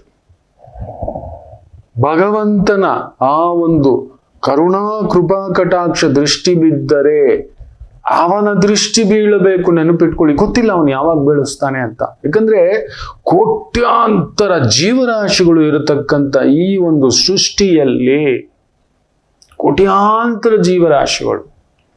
ಅವ್ರುಗಳನ್ನೆಲ್ಲ ನೋಡ್ತಾ ನಮ್ಮ ಕಡೆ ಬರ್ಬೇಕಲ್ವಪ್ಪ ಸ್ವಾಮಿ, ನಾವು ಕೂಡ ಯೋಗ ಪಡ್ಕೊಂಡು ಬಂದಿರಬೇಕು, ನಾವು ಅದೃಷ್ಟ ಪಡ್ಕೊಂಡು ಬಂದಿರಬೇಕು. ಆ ಕ್ಷಣ ಮಾತ್ರದಲ್ಲಿ ನಮ್ಮನ್ನ ಎಲ್ಲಿಗೆ ಬೇಕಾದ್ರೂ ಕರ್ಕೊಂಡು ಹೋಗಬಲ್ಲ. ಎಲ್ಲಿಗೆ ಬೇಕಾದ್ರೂ ಅವನ ಇಚ್ಛೆ ನೆನಪಿಟ್ಟುಕೊಳ್ಳಿ, ಅವನ ಇಚ್ಛೆ ಅವನ್ ಕರ್ಕೊಂಡು ಹೋಗ್ತಾನೆ. ನಂಬಿಕೆ ಇಡಿ. ನಿಮ್ಮ ಪಾಡಿಗೆ ಇಂಥ ಈ ಬೂಟಾಟಿಕೆ ವ್ಯಕ್ತಿಗಳ ಮಾತು, ಆಲೋಚನೆ, ಚಿಂತನೆ ಇದೆಲ್ಲ ಅವಿವೇಕತನವನ್ನ ಬಿಟ್ಟು ಬಿಡಿ. ಅವ್ರು ಮಾತಾಡೋದು ಮಾತಾಡ್ಕೊಳ್ಳಿ. ಇದಾರೆ ಕೆಲವರು ನಮ್ಮ ಸುತ್ತಮುತ್ತ, ಏನ್ ಸ್ವಾಮಿ ನೀವಂತ. ನಿಮ್ಮ ನಂಬಿಕೆ ದೊಡ್ಡದು. ನೀವು ಮನೆಯಲ್ಲೇ ಬೇಕಾದ್ರೆ ಒಂದಿಷ್ಟು ಗರಿಕೆಯೋ ತುಳಸಿಯೋ ನಿಮ್ಮ ಕೈಯಲ್ಲಿ ಶಕ್ತಿಯಾನುಸಾರ ಭಗವಂತನಿಗೆ ನೆನ್ಪಿಟ್ಕೊಳ್ಳಿ. ಇದೇ ಇಡಬೇಕು, ಹಿಂಗೆ ಇಡಬೇಕು, ಹೀಗೆ ಮಾಡ್ಬೇಕು ಅನ್ನೋದೇನೂ ಇಲ್ಲ. ನಾವು ಆಮೇಲೆ ವಸ್ತ್ರ ಸೇವೆ, ಕಲ್ಯಾಣೋತ್ಸವ, ಬೇರೆ ಬೇರೆ ತುಲಾಭಾರ ಇದೆಲ್ಲ ನಾವು ಮಾಡ್ಕೊಂಡಿದ್ದೇವೆ ಭಗವಂತನಿಗೆ. ನಮ್ಮ ಕರ್ಮವನ್ನ ಕಳ್ಕೊಳ್ಳಲಿಕ್ಕೆ, ನಮ್ಮ ಗ್ರಹ ದೋಷವನ್ನ ಕಳೆದುಕೊಳ್ಳಲಿಕ್ಕೆ ನಾವು ಮಾಡಿಟ್ಕೊಂಡಿದ್ದೇವೆ. ಅದರಿಂದ ದಯಮಾಡಿ ಯೋಚನೆ ಮಾಡಬೇಡಿ, ನಿಶ್ಚಿಂತೆಯಿಂದ ನಿಮ್ಮ ಕರ್ತವ್ಯ ನೀವು ಮಾಡ್ಕೊಳ್ಳಿ ಅಂತ ಹೇಳ್ತಾ ಒಂದು ಪುಟ್ಟ ವಿರಾಮ ತಗೊಂಡು ವಾಪಸ್ ಬರೋಣ. ಈ ವಾರ ಭವಿಷ್ಯದ ಬಗ್ಗೆ ಚಿಂತನೆ ಮಾಡೋಣ. ಮಾತೃದೇವೋ ಭವ. ನಮಾಮಿ ಶಂಕರ. ನನ್ನ ಪ್ರೀತಿಯ ಆಧ್ಯಾತ್ಮಿಕ ಬಂಧುಗಳೇ, ಪ್ರತಿಯೊಬ್ಬರ ಜೀವನದಲ್ಲೊಂದು ಕೆಲವೊಂದು ಪ್ರಶ್ನೆಗಳಿರುತ್ತೆ, ಉತ್ತರವಿಲ್ಲದ ಪ್ರಶ್ನೆಗಳಿಲ್ಲ. ಅಂಥದ್ದೊಂದು ಸಮಸ್ಯೆ ಇದೆಯಾ? ಜ್ಯೋತಿಷ್ಯ ಮುಖೇನ ಹಾಗೂ ಆಧ್ಯಾತ್ಮಿಕ ಮುಖೇನ ನಿಮ್ಮ ಪ್ರಶ್ನೆಗಳಿಗೊಂದು ಪುಟ್ಟ ಸಮಾಧಾನ. ಈ ಕೂಡಲೇ ಕೆಳಗಿನ ಸಂಖ್ಯೆಗೆ ಕರೆ ಮಾಡಿ, ಇಲ್ಲವೇ ವಾಟ್ಸಪ್ ಮಾಡಿ, ಹಾಗೂ ನಮ್ಮ ನಮಾಮಿ ಶಂಕರ ಯೂಟ್ಯೂಬ್ ಚಾನೆಲ್ ಮುಖಾಂತರವೂ ಕೂಡ ಸರಳ ಪರಿಹಾರವನ್ನು ತಾವು ವೀಕ್ಷಿಸಿ ಹಾಗೂ ಪಡೆಯಬಹುದು. ನಮಾಮಿ ಶಂಕರ. ನಮಾಮಿ ಶಂಕರ. ಈ ವಾರದ ಗ್ರಹಗಳ ಬಗ್ಗೆ ಹೇಳಿದೆ. ಗುರುದೃಷ್ಟಿ ಇಲ್ಲ. ರಾಹುವಿನ ಮೇಲೆ ಗುರುದೃಷ್ಟಿ ಇದೆ. ರಾಹುವಿನ ಪ್ರಭಾವ ಬಹುದೊಡ್ಡದು. ರಾಹು ನಕ್ಷತ್ರ ಸಾರದಲ್ಲೇ ಇದ್ದಾರೆ ಮಕ್ಕಳೇ. ಸ್ವಲ್ಪ ಎಡವಟ್ಟೆ ಅದು. ರಾಹು ಪ್ರಭಾವದಲ್ಲೇ ಇದ್ದಾನೆ. It is a dangerous threat ಅನ್ನತಕ್ಕಂಥದ್ದೇ ಹೇಳ್ತಾನೆ. ಯಾರಿಗೆಲ್ಲ ಮುಖ್ಯವಾಗಿ ತುಲಾರಾಶಿಯವರು ಹಾಗೂ ಕುಂಭರಾಶಿಯವರು, ಮಿಥುನ ರಾಶಿಯವರು ಸ್ವಲ್ಪ ಎಚ್ಚರಿಕೆಯಿಂದ ಇರಿ. 100% ಹೇಳ್ತಾನೆ. ಮೇಷರಾಶಿಯವರು ಕೂಡ ಸ್ವಲ್ಪ ಎಚ್ಚರಿಕೆಯಿಂದಿರಿ. ಅದೃಷ್ಟಕ್ಕೆ ಗುರು ವಕ್ರವಾಗಿ ಆದರೂ ರಾಹುವಿನ ಮೇಲೆ ದೃಷ್ಟಿ ಬೀಳ್ತಿದ್ದಾರೆ. ಇಟ್ಸ್ ಅ ಗ್ರೇಟೆಸ್ಟ್ ಎಸ್ಕೇಪ್ ಅಂತಲೇ ಹೇಳ್ತಾನೆ. ಸ್ಕಿನ್ ಅಲರ್ಜಿಸ್ ಆಗೋದು, ಇಂಟೆಸ್ಟೈನ್ ಪ್ರಾಬ್ಲಮ್ ಆಗೋದು, ಡೈಜೆಷನ್ ಪ್ರಾಬ್ಲಮ್ ಸ್ವಲ್ಪ ಆಗೋದು, ನರ್ವಸ್ ಪ್ರಾಬ್ಲಮ್ ಆಗೋದು, ಬ್ಯಾಕ್ ಪೇನ್ ಪ್ರಾಬ್ಲಮ್ಗಳು ಸ್ವಲ್ಪ ಆಗೋದು, ಅಲರ್ಜಿಕ್ ಪ್ರಾಬ್ಲಮ್ಗಳು ಸ್ವಲ್ಪ ಆಗೋದು, ಅನಿರೀಕ್ಷಿತ ಗಂಡಾಂತರ. ಸುಮ್ಮನೆ ಯಾರೋ ಬೀಡಿ ಹಚ್ಚಿದ್ದು 40 ಸ್ಟೋರಿ ಬಿಲ್ಡಿಂಗ್ ಬೆಂಕಿಗೆ ಬಿದ್ದಿದೆ ಅಂದ್ರೆ ರಾಹುವಿನ ದೃಷ್ಟಿ ಯಾವ ಮಟ್ಟಕ್ಕೆ ಅನ್ನತಕ್ಕಂಥದ್ದು ಅರ್ಥ ಮಾಡ್ಕೊಳ್ಳಿ. ಜಾಗ್ರತೆ. ಆ ರಾಹುವಿನ ದೃಷ್ಟಿ ವೃಶ್ಚಿಕದ ಮೇಲೆ ದಕ್ಷಿಣಾಪತೇಶ್ವರ, ದಕ್ಷಿಣದಲ್ಲಿ ದಕ್ಷಿಣ ಗಂಗೆಯಲ್ಲಿ ಅಷ್ಟೊಂದು ಕುಳಿತಿದೆ ಗ್ರಹಗಳು. ಸೂರ್ಯ, ಕುಜ, ಅದರ ಮೇಲೆ ರಾಹು ದೃಷ್ಟಿ, ಶುಕ್ರ, ಅದರ ಮೇಲೆ ಬುಧನ ಪ್ರಭಾವ, ಕೇತು ಪ್ರಭಾವ. ನೋಡಿ ಅಲ್ಲಿ ಶ್ರೀಲಂಕಾ, ಪಾಂಡಿಚೇರಿ, ತಮಿಳುನಾಡು, ನಮ್ಮ ಬೆಂಗಳೂರು ಕೂಡ ಥಂಡಿಗೆ ಅಲ್ಲಾಡು ಹೋಗ್ಬಿಟ್ಟಿದೆ. ಕಡಿಮೆ ಅಂದ್ರೂ 300ಕ್ಕೂ ಮೇಲ್ಪಟ್ಟು 400ಕ್ಕೂ ಮೇಲ್ಪಟ್ಟು ಜನಗಳು ಅಲ್ಲೂ ಜೀವತ್ಯಾಗ. ಇನ್ನೂ ಒಂದು ಕಡಿಮೆ ಅಂದ್ರೂ 400ರಿಂದ 500 ಜನ ಕಳೆದೋಗಿದ್ದಾರೆ ಅನ್ನತಕ್ಕಂಥ ಭಾವ. ಸೊ ಎಚ್ಚರಿಕೆ ಮಕ್ಕಳೇ. ಮೇಷರಾಶಿ. ಕುಜನ ನಾಳೆಯಿಂದ ಬದಲಾಗ್ತಿದ್ದಾನೆ. ಸ್ವಲ್ಪ ಉಸಿರಾಡ್ತೀರಿ. ನಾಳೆಯಿಂದ ಬದಲಾಗ್ತಿದ್ದಾನೆ. ಸೊ ಇವತ್ತೊಂದು ಸಂಜೆವರೆಗೂ ಸ್ವಲ್ಪ ಎಚ್ಚರಿಕೆ ಅಂತೀರಿ. ಮಿಕ್ಕಂತೆ ಈ ವಾರ ಪರವಾಗಿಲ್ಲ. ಆ ಕುಜನ ಮೇಲೆ ಗುರು ದೃಷ್ಟಿ, ರಾಹು ದೃಷ್ಟಿಯಿಂದ ತಪ್ಪಿಸ್ಕೊಬಿಟ್ಟ Kuja. So it's a greatest escape. So that power will come. ನಾನೇ ಬಲ ಇಲ್ಲ. ನಮಗೇನು ಬಲಗಳಿದ್ರು ಅನುಭವಿಸ್ಲಿಕ್ಕೆ ನಾವು ಗಟ್ಟಿ ಇರಬೇಕು. ನಾವೇ ಗಟ್ಟಿ ಇಲ್ಲ, ವಿಲ್ ನಾಟ್ ವರ್ಕ್ಸ್. ಸೊ ಅಂತ ಒಂದು ಕುಜ ಕದಲಿದ್ದಾನೆ, ಭಾಗ್ಯಕ್ಕೆ ಬಂದಿದ್ದಾನೆ. ಲಗ್ನಾಧಿಪತಿಯ ಭಾಗ್ಯ ಅಂದ್ರೆ ನಾವೇ ಹೋಗಿ ಅದೃಷ್ಟದ ಮನೆಯಲ್ಲಿ ಬಗದು ತೆಗೆದುಕೊಳ್ಳತಕ್ಕಂಥದ್ದು. ಅದರ ಮೇಲೆ ಗುರುದೃಷ್ಟಿ, ಹಾಗೆ ಶನಿ ದೃಷ್ಟಿ, ಚಂದ್ರ ದೃಷ್ಟಿ, ಗುರುಚಂದ್ರ ಯೋಗ, ಹಾಗೆ ಶನಿಯೂ ಕೂಡ ಗುರುಸಾರದಿಂದ ವಿಶೇಷವಾಗಿ ಆ ಭಾಗ್ಯಸ್ಥಾನವನ್ನೇ ನೋಡುವುದರಿಂದ ಖಂಡಿತ ನಿಮ್ಮ ವೃತ್ತಿ ಉದ್ಯೋಗಗಳಲ್ಲಿ ನೀವೇನು ಪರಿಶ್ರಮ ಹಾಕಿದ್ದೀರಿ ಅದಕ್ಕೊಂದು ವಿಶೇಷವಾದಂಥ ಬಲವಾಗಿ ನಿಲ್ಲುತ್ತೆ. ನಿಮ್ಮ ಶತ್ರುಧ್ವಂಸ. ಸಪ್ತಮಾಧಿಪತಿ ಅಷ್ಟಮ, ಷಷ್ಠಾಧಿಪತಿ ಅಷ್ಟಮ. ವಾಹ್, ತಡೆಯಾಗಿ ನಿಲ್ಲಿಸಿಕೊಂಡು ಬಿಡುತ್ತೀರಿ. ಅಂಥದ್ದೊಂದು ವಿಸ್ಮಯ ಶಕ್ತಿ ನಿಮ್ಮದಾಗತಕ್ಕಂಥದ್ದು. ನಿಮ್ಮನ್ನ ಯಾರ್ಯಾರು ವಿಘ್ನ ಮಾಡ್ತಿದ್ರು, ಮೇಷಲಗ್ನ ಮೇಷರಾಶಿಯವರಿಗೆ ಅಧಿಕಾರ ಇರ್ಬೋದು, ಅಂತಸ್ತಿರ್ಬೋದು, ಪೊಲೀಸ್ ಇಲಾಖೆ, ರಾಜಕೀಯ ಇಲಾಖೆ, ಸರ್ಕಾರಿ ಇಲಾಖೆ, ಅಡ್ಮಿನಿಸ್ಟ್ರೇಷನ್, ಜುಡಿಷಿಯಲ್, ಸ್ವಂತ ಕಾರ್ಯ, ಸ್ವಂತ ಬಿಸ್ನೆಸ್, ಈ ಥರದ್ದು ಏನು ಮಾಡ್ತಿದ್ರಿ ಆ ವಿಘ್ನಗಳಿತ್ತಲ್ಲ ಅದೆಲ್ಲ ಬಂದು ಅಷ್ಟಮದಲ್ಲ ಲಾಕ್ ಆಗ್ಬಿಟ್ಟಿದ್ದಾರೆ ಅವರು. ಕೆಟ್ಟವನ್ ಕೆಟ್ಟು ವಿಪರೀತ ರಾಜಯೋಗಂ. ಬ್ಯೂಟಿಫುಲ್ ಈ ವಾರ ನಿಮಗೆ. ಗುರು ಸ್ವಲ್ಪ ವಕ್ರ, ಅದರಿಂದ ಹೆಚ್ಚೆಚ್ಚು ದಾನ ಧರ್ಮ ಪೂಜೆ ಮಾಡತಕ್ಕಂಥದ್ದು ಮಾಡಿ. ಹೆಚ್ಚೆಚ್ಚು ದಾನ ಧರ್ಮ ಪೂಜೆ ವೈದಿಕವಾಗಿ ದಾನ ಮಾಡಿ. ಗುರು ವಕ್ರ ಇದ್ದಾಗ ಮಾಡಬೇಕಾಗಿರೋದು ಏನು ಗೊತ್ತಾ ಮಕ್ಕಳೇ? ಗುರು ನೀಚ ಗುರು ವಕ್ರ ಇರೋ ನಾವು ಹೇಳೋದೇ ದೇವತಾ ಕಾರ್ಯ, ವೈದಿಕ ಕಾರ್ಯ, ದಾನ ಕಾರ್ಯ, ಧರ್ಮ ಕಾರ್ಯ ಎಷ್ಟು ಮಾಡ್ತಿರೋ ಅಷ್ಟು ಒಳ್ಳೇದು. ದೇವಸ್ಥಾನಗಳಲ್ಲಿ ಹೋಗಿ ಮಲಗಬೇಕು ಅಂತ ನಾವು. ದೇವಸ್ಥಾನಗಳ ಸೇವೆ ನೋಡಿ, ಮಹಾಭಾರತದಲ್ಲಿ ರಾಜಸೂಯ ಯಾಗ ನಡೆಯುತ್ತೆ. ಆ ನಡೆಯತಕ್ಕಂಥ ಸಂದರ್ಭದಲ್ಲಿ ಒಬ್ಬೊಬ್ಬರಿಗೊಂದೊಂದು ಜವಾಬ್ದಾರಿಗಳು. ನನ್ನ ಭಗವಂತನಾದ ಕೃಷ್ಣರನ್ನ ಏನು ಜವಾಬ್ದಾರಿ ವಹಿಸೋದು ಅಂತ ತಿಣಕಲಾಡ್ತಿರ್ತಾರೆ ಧರ್ಮರಾಯರು. ಪ್ರಭು ಸ್ವಾಮಿ ಏನು ಜವಾಬ್ದಾರಿ ತಗೋತೀರಿ ಹೇಳಿ, ನೀವು ಕೇಳಿದ ಜವಾಬ್ದಾರಿ ಕೊಡುತ್ತೇನೆ ಅನ್ನತಕ್ಕಂಥ ಅರ್ಥದಲ್ಲಿ ಹೇಳ್ತಾರೆ. ಆಗ ಕೃಷ್ಣರು ಕೇಳೋ ಜವಾಬ್ದಾರಿ ಜೀವನದಲ್ಲಿ ಯಾರೂ ಕೇಳಿರಲ್ಲ ಮಕ್ಕಳೇ, ಯೋಚಿಸಿಯೂ ಇರುವುದಿಲ್ಲ. ನನ್ನ ಭಗವಂತ, ಅದಕ್ಕೆ ಭಗವಂತ ಅನ್ನಿಸ್ಕೊಳ್ಳೋದು, ನೆನಪಿಟ್ಟುಕೊಳ್ಳಿ. ಕೃಷ್ಣರು ಯಾಕೆ ಭಗವಂತರು ಅಂದ್ರೆ ಇದೇ ಕಾರಣಕ್ಕೆ. ಕೃಷ್ಣರು ಏನ್ ಗೊತ್ತಾ ಕೇಳೋದು? ಬಂದಿರತಕ್ಕಂಥ ಆ ಮಹಾ ಸದ್ಗುರುಗಳು, ತಪಸ್ವಿಗಳು, ಋಷಿಗಳು, ಮಹರ್ಷಿಗಳು, ದೇವರ್ಷಿಗಳು, ಸಂತರು, ಸನಾತನರು ಅಂತ ಹೇಳ್ತಾನೆ. ಅವರ ಪಾದ ಪೂಜೆ ಮಾಡೋದು, ನನಗೆ ಸೇವೆ ಕೊಡು ಧರ್ಮರಾಯ ದೊರೆ. ಅವ್ರು ಬಂದವ್ರಿಗೆಲ್ಲ ಕಾಲ್ ತೊಳೆಯೋ ಸೇವೆ. ಯಾಕಂದ್ರೆ ಅಷ್ಟು ದೊಡ್ಡವ್ರು ಬರ್ತಿದ್ದಾರೆ, ಅವ್ರಿಗೆ ಅರ್ಘ್ಯ ಪಾದಾದಿಗಳನ್ನ ಕೊಡಬೇಕು. ಸೊ ಕಾಲ್ ತೊಳೆದು ಆ ತೀರ್ಥವನ್ನ ನನ್ನ ಕಾಲ್ನ ತಲೆ ಮೇಲೆ ಹಾಕೋತೇನೆ ಅಂತವ್ರ ಸೇವೆ ಮಾಡಕ್ ಕೊಡು. ಪಾದ ತೊಳೆಯೋ ಸೇವೆ. ಎರಡನೇದು ಇನ್ನೊಂದು ಕೇಳ್ತಾರೆ, ಹಾಗೆ ಊಟವಿಡ್ತಾರಲ್ಲ, ಊಟವಿಟ್ಟ ಮೇಲೆ ಆ ಒಂದು ಮಹರ್ಷಿಗಳು, ದೇವರ್ಷಿಗಳು, ಋಷಿ ಪರಂಪರೆ ಯಾರೇ ಇರ್ಬೋದು, ಅವರಿಗಿಟ್ಟಂತ ಆ ಒಂದು ಸದ್ಗುರುಗಳ ಆ ಊಟದ ಎಂಜಿಲೆಲೆಯನ್ನು ತೆಗೆಯುವಂತ ಕೈಂಕರ್ಯಕ್ಕೆ ನನಗೆ ಶಕ್ತಿ ಕೊಡು, ನನಗೆ ಜವಾಬ್ದಾರಿ ಕೊಡು, ನನಗಿನ್ನೇನು ಬೇಡ, ನನಗೆ 2 ಕೊಟ್ಟು ಬಿಡು ಅಂತಾನೆ. ಏನು ಭಗವಂತ, ನೀನು ಕಾಲು ತೊಳೆಯೋದಾ, ನೀನು ಎಂಜಿಲೆಲಿ ತೆಗೆಯೋದಾ ಅಂದ್ರೆ ನೀನು ಮಾತು ಕೊಟ್ಟಿದ್ದಿ, ನನಗದು ಕೊಟ್ಟು ಬಿಡೋದು. ಆಯ್ತು ಸ್ವಾಮಿ ಅಂತ. ಅದಕ್ಕೆ ಭಗವಂತರಾಗಿತ್ತು ಕೃಷ್ಣರು. ನಾವು ಯಾವತ್ತಾದ್ರೂ ಎಲ್ಲಾದ್ರೂ ಎಂಜಲೆಲೆ ತೆಗೆದಿದ್ದೀವ? ಯಾರ್ದಾದ್ರೂ ಕಾಲುಗಳು ತೊಳೆಯುವಂತ ಒಂದು ಜವಾಬ್ದಾರಿ ವಹಿಸ್ಕೊಂಡಿದೀವ? ಮನೆಗೆ ಯಾರಾದ್ರೂ ಹಿರಿಯರು ಬಂದ್ರೆ ಕುಂದಿರ್ಸಿ ನಮ್ಮ ತಂದೆ ತಾಯಿ ಕಾಲು ತೊಳೆದಿದ್ದೀವ ಮಕ್ಕಳೇ ನಾವು? ನಮ್ಮ ಅಣ್ಣ ಅತ್ತಿಗೆ ಕಾಲು ತೊಳೆದಿದ್ದೀವ ಮಕ್ಕಳೇ ನಾವು? ಗುರು ಹಿರಿಯರಿಗೆ ಕಾಲು ತೊಳೆಯೋದು ಬೇಡ, ಅಟ್ಲೀಸ್ಟ್ ಹೋದಾಗ ನಮ್ಮ ಮನೆ ಹೆಣ್ಮಕ್ಳು, ಪುಟ್ ಮಕ್ಕಳು, ರೋಗಿಗಳಿರೋ ಕಡೆ, ಗುರುಗಳಿರೋ ಕಡೆ, ಅಕ್ಕ ತಂಗಿರು ಇರೋ ಕಡೆ, ವಯಸ್ಸಾದ ವೃದ್ಧರಿರೋ ಕಡೆ, ದೇವಸ್ಥಾನದ ಕಡೆ ಹೋದಾಗ ಒಂದಷ್ಟು ತಾಂಬೂಲ ತಗೊಂಡೋಗೋ ಒಂದು ಪರಿಜ್ಞಾನವಾದರೂ ಇದೆಯಾ? ಅದೇ ಇಲ್ಲ. ಇದೆಲ್ಲ ಎಲ್ಲಿಂದ ಬರುತ್ತೆ?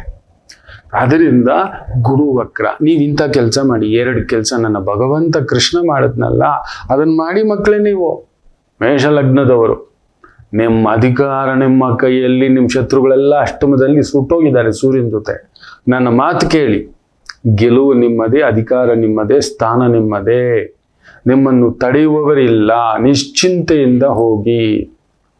ಇನ್ನು ವೃಷಭ ರಾಶಿ ಸಪ್ತಮದಲ್ಲಿ ದಗ್ಧ, ಅಷ್ಟಮದಲ್ಲಿ ಕುಜ ಮೂವ್ಮೆಂಟ್ ಆಗ್ತಾನೆ. ಸ್ವಲ್ಪ ಜಾಗ್ರತೆ. ಸೊ ಈ ವಾರ ನಿಮ್ಮ ಮಾತು, ನಿಮ್ಮ ಆಲೋಚನೆ, ನಿಮ್ಮ ಚಿಂತನೆ, ನಿಮ್ಮ ವಿವೇಚನೆ, ನಿಮ್ಮ ಕೆಲಸ ಕಾರ್ಯ ಎಲ್ಲ ಬೇರೆಯವರನ್ನ ಅಭಿವೃದ್ಧಿ ಪಡಿಸ್ತಕ್ಕಂಥ ಒಂದು ಸಂಕಲ್ಪದಲ್ಲಿ ನಿಲ್ಲುತ್ತೆ. ಇಂಜಿನಿಯರಿಂಗ್ ಇರ್ಬೋದು, ಈ ಒಂದು ಮುತ್ತು ರತ್ನ, ಬಂಗಾರ, ಬೆಳ್ಳಿ, ಆಭರಣ, ಅಲಂಕಾರ, ಈ ಥರದ ಒಂದು ವ್ಯವಹಾರ, ವ್ಯಾಪಾರ, event management, hotel management, theatre, clubs, restaurant, ಇಂತಹ ಒಂದು ವ್ಯವಹಾರಗಳಲ್ಲಿ ತೊಡಗಿಸ್ಕೊಂಡಿರ್ತಕ್ಕಂಥವರಿಗೆ ವಿಶೇಷ ಅಭಿವೃದ್ಧಿ. ಆದರೆ ಸಪ್ತಮಾಧಿಪತಿ ಹಾಗೂ ವ್ಯಯಾಧಿಪತಿ ಕುಜ ಅಷ್ಟಮದಲ್ಲಿದ್ದಾನೆ ಅಂದ್ರೆ ಇಟ್ ಇಸ್ 100% ಓಡೋಗ್ತಾರೆ. ಸಿಕ್ಕಾಕೋತೀರಿ. ಅನಗತ್ಯ ಖರ್ಚುಗಳು, ಅನಗತ್ಯ ತಲೆನೋವುಗಳು, ಪ್ರಾಪರ್ಟಿ ಇಶ್ಯೂಸ್, ಮಾನಸಿಕ ನೋವು, ಕೌಟುಂಬಿಕ ನೋವು, ಒಡ ಹುಟ್ಟಿದವರಿಂದ ನೋವು. ಸುಬ್ರಹ್ಮಣ್ಯರ ಆರಾಧನೆ. ನಾನು ಇತ್ತೀಚೆಗೆ ತಾನೇ ರಾಮನಾಥಪುರಕ್ಕೆ ಹೋಗಿದ್ದೆ. ತುಂಬ ಶಾಂತ ಸ್ಥಳ ಮಕ್ಕಳೇ. ಅರಕಲಗೂಡು ರಾಮನಾಥೇಶ್ವರ. ಅಲ್ಲಿ ಪ್ರಸನ್ನ ಸುಬ್ರಹ್ಮಣ್ಯ ಸ್ವಾಮಿ ಕ್ಷೇತ್ರ ಇದೆ. ಪ್ರಸನ್ನ ಸುಬ್ರಹ್ಮಣ್ಯ ಸ್ವಾಮಿ ಕಾವೇರಿ ತೀರದಲ್ಲಿ ಮಧ್ಯಭಾಗದಲ್ಲಿದೆ. ಒಮ್ಮೆ ಆದಾಗ ಹೋಗಿ ಬನ್ನಿ. ಇಂಥ ಒಂದು ಕುಜದೋಷ, ಕುಜಪ್ರಭಾವ, ಸಂತಾನ ದೋಷಕ್ಕೆ ಅಲ್ಲಿ ಷಷ್ಠಿ ಪೂಜೆ ಒಂದಿದೆ.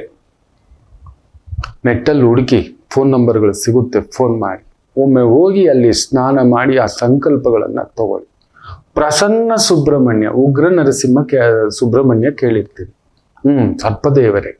ಸರ್ಪದೇವರಿಗಿಲ್ಲದ ಕೋಪವಾ, ಬೆಂಕಿಯ? ಸೊ ನಿಮ್ಮ ಒಂದು ಜಾತಕದಲ್ಲಿ ಉಗ್ರ ಗ್ರಹಗಳ ಒಂದು ಪ್ರಭಾವ, ಉಗ್ರ ಕುಜ ದೋಷ, ಉಗ್ರ ಸರ್ಪದೋಷ ಏನಾದರೂ ಉಳಿತಿದೆ ಅನ್ನೋದಾದ್ರೆ ಪ್ರಸನ್ನ ಸುಬ್ರಹ್ಮಣ್ಯ ಕ್ಷೇತ್ರ ನಿಜವಾಗ್ಲು ನಿಮ್ಮಲ್ಲಿ ಆ ತೇಜಸ್ಸು ಮರಳಿ, ಆ ಹೆಸರು, ಆ ಕೀರ್ತಿ ಇರುವಂತ ವಿಘ್ನ ಛಾಯೆ ಇದೆಲ್ಲ ದೂರ ಹೋಗ್ತಕ್ಕಂಥ ಒಂದು ಛಾಯೆ ಉಂಟು. ನಿಜವಾಗ್ಲೂ ಅಲ್ಲೊಬ್ಬ ವಿಶೇಷ ವ್ಯಕ್ತಿಯನ್ನ ಭೇಟಿಯಾದೆ. ಹೆಸರು ಮರೆತು ಬಿಟ್ಟೆ. ಗುರುಗಳೇ ನಮಸ್ತೆ, ಗುರುಗಳೇ ನಮಸ್ತೆ. ಏನಪ್ಪ ನಮಸ್ತೆ ಅಂತ ಹೇಳಿದೆ. ಗುರುಗಳೇ ನಾನು ಗುರ್ತಿದ್ದೀನಾ ಅಂತ. ನನಗೆ ಗುರ್ತಿಲ್ಲ ಅಂತ. ಕ್ಷಮಿಸಿ, ನನಗೆ ಗುರ್ತಿಲ್ಲ ಮಗು. ಗುರುಗಳೇ ನೀವಿಂಥ ಚಾನಲಲ್ಲಿ ಬರ್ತಿದ್ರಿ, ನಾನು ರಾಜು ಸರ್ ಕೆಳಗಡೆ ಅಸಿಸ್ಟೆಂಟ್ ಕ್ಯಾಮ್ರಾಮನ್ ಆಗಿ ಕೆಲಸ ಮಾಡ್ತಿದ್ದೆ, ಅವ್ರು ತೀರ್ಕೊಬಿಟ್ರು ಕೂಡ. ನಿಮಗೆ ನಿಮ್ಮ ಕಾರ್ಯಕ್ರಮಕ್ಕೆ ಅಸಿಸ್ಟೆಂಟ್ ಕ್ಯಾಮ್ರಾಮನ್ ಆಗಿ ಕೆಲಸ ಮಾಡ್ತಿದ್ದೆ ಅಂತ. ಕಣ್ಣಲ್ಲಿ ನನಗೆ ನೀರು. ಸುಬ್ರಹ್ಮಣ್ಯರೇ ಸಾಕ್ಷಿ ಮಕ್ಕಳು. ಎಲ್ಲೋ ಇದ್ದಂಥ ನನ್ನನ್ನ ವಾಹಿನಿ ಮಾಧ್ಯಮ ಭಗವಂತನಿಂದಲೇ ಆಗಿದ್ದು. ನನ್ನಲ್ಲಿರೋ ವಿದ್ವತ್ತು, ಜ್ಞಾನ, ಜ್ಯೋತಿಷ್ಯ ಇದೆಲ್ಲದಕ್ಕೂ ಭಗವಂತನೇ. ಹುಡುಗನ ಕೈ ಹಿಡ್ಕೊಂಡು ಹೇಳಿದೆ, ನಿನಗೆ ಗೊತ್ತು? ಆತನಿಗೆ ಗೊತ್ತಿಲ್ಲ. ನನ್ನ ಮೊಟ್ಟ ಮೊದಲ ಕಾರ್ಯಕ್ರಮಕ್ಕೆ ಅಸಿಸ್ಟೆಂಟ್ ಕ್ಯಾಮ್ರಾಮನ್ ಆಗಿ ಕೆಲಸ ಮಾಡಿರೋ. ನೋಡಿ, ಭಗವಂತನೇ ಸಾಕ್ಷಿ, ಮರಿಬೇಡ ರವಿಶಂಕರ ಅಂತ. ಯಾರೋ ಅವನು ಗೊತ್ತಿದೆಯಾ ಅಂತ ನೆನಪು ಮಾಡಿಸ್ತಿದ್ದಾನೆ. ಹೇಳಿದೆ, ನಾನು ನಿನಗೆ ಗೊತ್ತಿಲ್ಲ ನೀನು ಯಾರು ಅಂತ. ನನಗೂ ಗೊತ್ತಿಲ್ಲ, ಆದರೆ ನೀನು ಹೇಳಿದ ಮೇಲೆ ನನಗೆ ಗೊತ್ತು. ನನ್ನ ಧರ್ಮಪತ್ನಿಗೆ ಹೇಳ್ಕೊಂಡು ಬಂದೆ. ಆ ಮಗು ನನಗೆ ಮೊದಲ ಕಾರ್ಯಕ್ರಮಕ್ಕೆ ಕ್ಯಾಮ್ರಾ ಹಿಡಿದಿರೋ ಹುಡುಗ, ಹೆಸರು ನನಗೆ ನೆನಪಿಲ್ಲ, ಗಡ್ಡ ಎಲ್ಲ ಬಿಟ್ಬಿಟ್ಟಿದ್ದಾನೆ ಅಂತ. ನೋಡಿ, ಒಂದು ಕಾರಣವಿಲ್ಲದೆ ಎಷ್ಟೋ ವರ್ಷಗಳ ನಂತರ, ಸುಮಾರು 20-21 ವರ್ಷಗಳ ನಂತರ, I just reach a person who did ಒಂದು ನನ್ನ ಕಾರ್ಯಕ್ರಮ, ಮೊದಲ ಕಾರ್ಯಕ್ರಮಕ್ಕೆ ಕ್ಯಾಮ್ರಾ ಹಿಡಿದಿರೋ ಅಸಿಸ್ಟೆಂಟ್ ಕ್ಯಾಮ್ರಾ. ಎಷ್ಟು ವಿಚಿತ್ರ ನೋಡಿ. ವಿಚಿತ್ರ ಅಲ್ಲ, ಅದೇ ಚಿತ್ರ, ಅದೇ ಸತ್ಯ, ಅದೇ ದೇವರು. ಭೂಮಿ ದುಂಡಗಿದೆ, ಎಲ್ಲಿ ಹೋದ್ರೂ ಅಲ್ಲೇ ಬರಬೇಕು. ಎಲ್ಲಿ ಆರಂಭವಾಯಿತೋ ಅಲ್ಲೇ ಅಂತ್ಯವೂ ಆಗುತ್ತದೆ ಅನ್ನೋದಕ್ಕೆ ಅದೇ ಸಾಕ್ಷಿ. ಸೊ ಅದರಿಂದ ವೃಷಭ ರಾಶಿ ಸ್ವಲ್ಪ ಜಾಗ್ರತೆ. ಸುಬ್ರಹ್ಮಣ್ಯರ ಆರಾಧನೆ, ನರಸಿಂಹರ ಆರಾಧನೆ, ಇಲ್ಲ ಹನುಮೋಪಾಸನೆ ಮಾಡ್ಕೊಳ್ಳಿ. ದಡಿ ನಿರ್ಧಾರಗಳು ತಗೋಬೇಡಿ. ದೂರದ ಪ್ರಯಾಣ, ದೂರದ ಕೆಲಸ, ಬಂಧುಗಳಲ್ಲಿ ವಿರಸ, ಆರೋಗ್ಯದ ಕಡೆ ಒಂದು ಸ್ವಲ್ಪ ಗಮನ ಕೊಡ್ತಕ್ಕಂಥದ್ದು ಮಾಡ್ಕೊಳ್ಳಿ. ಇನ್ನು ಮಿಥುನ ರಾಶಿಗೆ ಪರಿಪೂರ್ಣ ಗುರುಚಂದ್ರ ಯೋಗವಿದ್ದರೂ ಕುಜ ನಿಮಗೆ ಧ್ವಂಸಕಾರಕ. ಅಯ್ಯೋ, ನಿಮಗೂ ಅವನಿಗೂ ಆಗೋದೇ ಇಲ್ಲ. 100% he is putting a checkmate. Shukra ಬಂದ 6ನೇ ಮನೆ, ಬುಧನೂ 6ನೇ ಮನೆ, ರಾಶಿಯಾಧಿಪತಿ 6ನೇ ಮನೆ ಅಂದ್ರೆ ನಷ್ಟ, ಸಾಲ, ಅನಾರೋಗ್ಯ, ಬಾಧೆ, ವೃತ್ತಿ ಬಾಧೆ, ಕುಟುಂಬ ಬಾಧೆ, ಧನ ಬಾಧೆ, ಸಂಗಾತಿ ಬಾಧೆ, ಈ ತರದ್ದು. ಅದರ ಮೇಲೆ ಸುಡೋ ಬೆಂಕಿ ಆಗಿರತಕ್ಕಂಥ ಆ ಅಂಗಾರಕ ಸ್ವರೂಪದಲ್ಲಿರ್ತಕ್ಕಂಥ ಆ ಒಂದು ಕುಜ ಸಪ್ತಮದಿಂದ ನೋಡ್ತಿದ್ದಾನೆ. ಸ್ವಲ್ಪ ಜಾಗರೂಕತೆ. ಪ್ರಾಪರ್ಟಿ ವ್ಯವಹಾರಗಳಲ್ಲಿ ತಕ್ಕ ಮಟ್ಟಿಗೆ ಲಾಭ ಮಾಡ್ಕೋತೀರಿ. ಲೀಗಲ್ ಕೇಸುಗಳಲ್ಲಿ ವಿಜಯ ಆಗತಕ್ಕಂಥದ್ದಾಗುತ್ತೆ. ಗುರುಚಂದ್ರ ಅದ್ಭುತವಾಗಿ ಕುಳಿತಿರೋದ್ರಿಂದ ತೊಂದರೆ ಏನಿಲ್ಲ. ಆದರೂ ಗಂಟಲಿನ ವಿಷ. ನಿಮ್ಮ ಮನೆಯವರೇ ನಿಮಗೆ ನೋವು ಕೊಡ್ತಾರೆ. ಏನಾದರೂ ಜಮೀನು, ಜಾಗ, ಸ್ವತ್ತು ಏನಾದರೂ ಇದ್ರೆ, ಅಧಿಕಾರ ಏನಾದರೂ ಇದ್ರೆ, ಮಿಥುನ್ ರಾಶಿ, ಮಿಥುನ್ ಲಗ್ನದವರಿಗೆ ಯಾರೂ ಶತ್ರುಗಳಲ್ಲ. ನಿಮ್ಮವರೇ, ನಿಮ್ಮ ಮನೆಯವರೇ, ನಿಮ್ಮ ಕುಟುಂಬದವರೇ, ನಿಮ್ಮ ಆತ್ಮೀಯರೇ, ನಿಮ್ಮ ಜೊತೆಯಲ್ಲಿ ಇರತಕ್ಕಂಥವರೇ ನಿಮಗೆ ಬಾಧೆಯಾಗುತ್ತಾರೆ. ಇದು ನೆನಪಿನಲ್ಲಿ ಇಟ್ಟುಕೊಳ್ಳಿ. ಇದು ಯಾವಾಗಲೂ 100% ಜಾಗರೂಕತೆ. ಸೊ ಅದರಿಂದ ನೀವು ಅಷ್ಟೇ ನರಸಿಂಹರ ಪೂಜೆ, ಮುಖ್ಯವಾಗಿ ಹತ್ತಿರದಲ್ಲಿ ನರಸಿಂಹ, ಹನುಮ, ಒಂದು ಪುಟ್ಟ ಬೊಗಸೆ, ಬೆಲ್ಲ ಬೊಗಸೆ, ತೊಗರಿ ಬೇಳೆ ತಗೊಂಡೋಗಿ ಕೊಡ್ತಕ್ಕಂಥದ್ದು ಮಾಡಿ. ಮನಸ್ಸು ಒಂಥರ ವಿಚಲಿತ. ಆ ವಿಚಲಿತ ಹೋಗ್ಲಿಕ್ಕೆ ಆಯ್ತು ಅಂದ್ರೆ ನನ್ನ ಆಫೀಸ್ಗೆ ಫೋನ್ ಮಾಡಿ ಈ ಥರದೊಂದು ಪುಟ್ಟದಾಗಿ ಒಂದು ರಕ್ಷಾಮಾಲೆ ಇಟ್ಟಿದ್ದೇವೆ. ವಿಚಲಿತ, ಆ ನೆಗೆಟಿವ್ಸ್ ಸುಗಂಧ ಸೂಚಿಸ್ತಕ್ಕಂಥದ್ದು ಇದು. ಅದ್ಭುತ ಕರ್ಪೂರದ ಸುಗಂಧ ಬರತಕ್ಕಂಥದ್ದು ಇದನ್ನ ಸುಟ್ರೆ. ಕರ್ಪೂರ ಮಾಲೆ ಅಂತ ಕೂಡ ಹೇಳ್ತಾರೆ. ಆಯ್ತು ಅಂದ್ರೆ ಇದನ್ನ ಧರಿಸ್ಕೊಳ್ಳಿ. So those negatives to come out. ನಿಮ್ ಶಕ್ತಿ ಬೇರೆ, ನಿಮ್ ಚೈತನ್ಯ ಬೇರೆ. ನೀವೆಲ್ಲಿದ್ದರೂ ಬದುಕಿಸುವಂಥವ್ರು, ನೀವೆಲ್ಲಿದ್ದರೂ 4 ಜನವನ್ನ ಬದುಕಿಸ್ತಕ್ಕಂಥವ್ರು, ನೆರಳು ಕೊಡತಕ್ಕಂಥವ್ರು. ಅಂಥದ್ದೊಂದು ಛಾಯೆ. ಇನ್ನು ಕರ್ಕಾಟಕ ರಾಶಿ, ಪಂಚಮದಲ್ಲಿ ಕುಳಿತಂತ ಕುಜ ಮೂಮೆಂಟ್ ಆಗ್ತಾನೆ. ಸ್ವಲ್ಪ ಗುರು 12ನೇ ಮನೆ, ವೃತ್ತಿ ವಿಚಾರ, ಕುಟುಂಬ ವಿಚಾರ, ಮನೆಯ ವಿಚಾರ, ಭಾಗ್ಯಾಧಿಪತಿ 12, ಪುತ್ರಕಾರಕ 12, ಷಷ್ಠಾಧಿಪತಿ 12, ರಾಶಿಯಾಧಿಪತಿ 12. ಸ್ವಲ್ಪ ವೃತ್ತಿಯ ಪರವಾಗಿ ಸಣ್ಣ ತೊಳಲಾಟಗಳು ಇರತಕ್ಕಂಥದ್ದು ಇರುತ್ತೆ. ಆದರೂ ಪಂಚಮದಲ್ಲಿರತಕ್ಕಂಥ ಒಂದು ಶುಕ್ರ ಭೋಗವನ್ನು ಕೊಡ್ತಾನೆ, ಸುಖವನ್ನು ಕೊಡ್ತಾನೆ, ತೊಂದರೆಗಳೇನೂ ಇಲ್ಲ. ಶಕ್ತಿಯನ್ನು ಕೂಡ ಕುಜ ಸಂಪಾದನೆ ಮಾಡಿ ಕೊಡ್ತಾನೆ. ಆದ್ರೂ ಸ್ವಲ್ಪ ಈ ಮಂದವಾಗಿ ಕುಳಿತುಕೊಳ್ಳತಕ್ಕಂಥ ಒಂದು ಛಾಯೆ ಆಗುತ್ತೆ.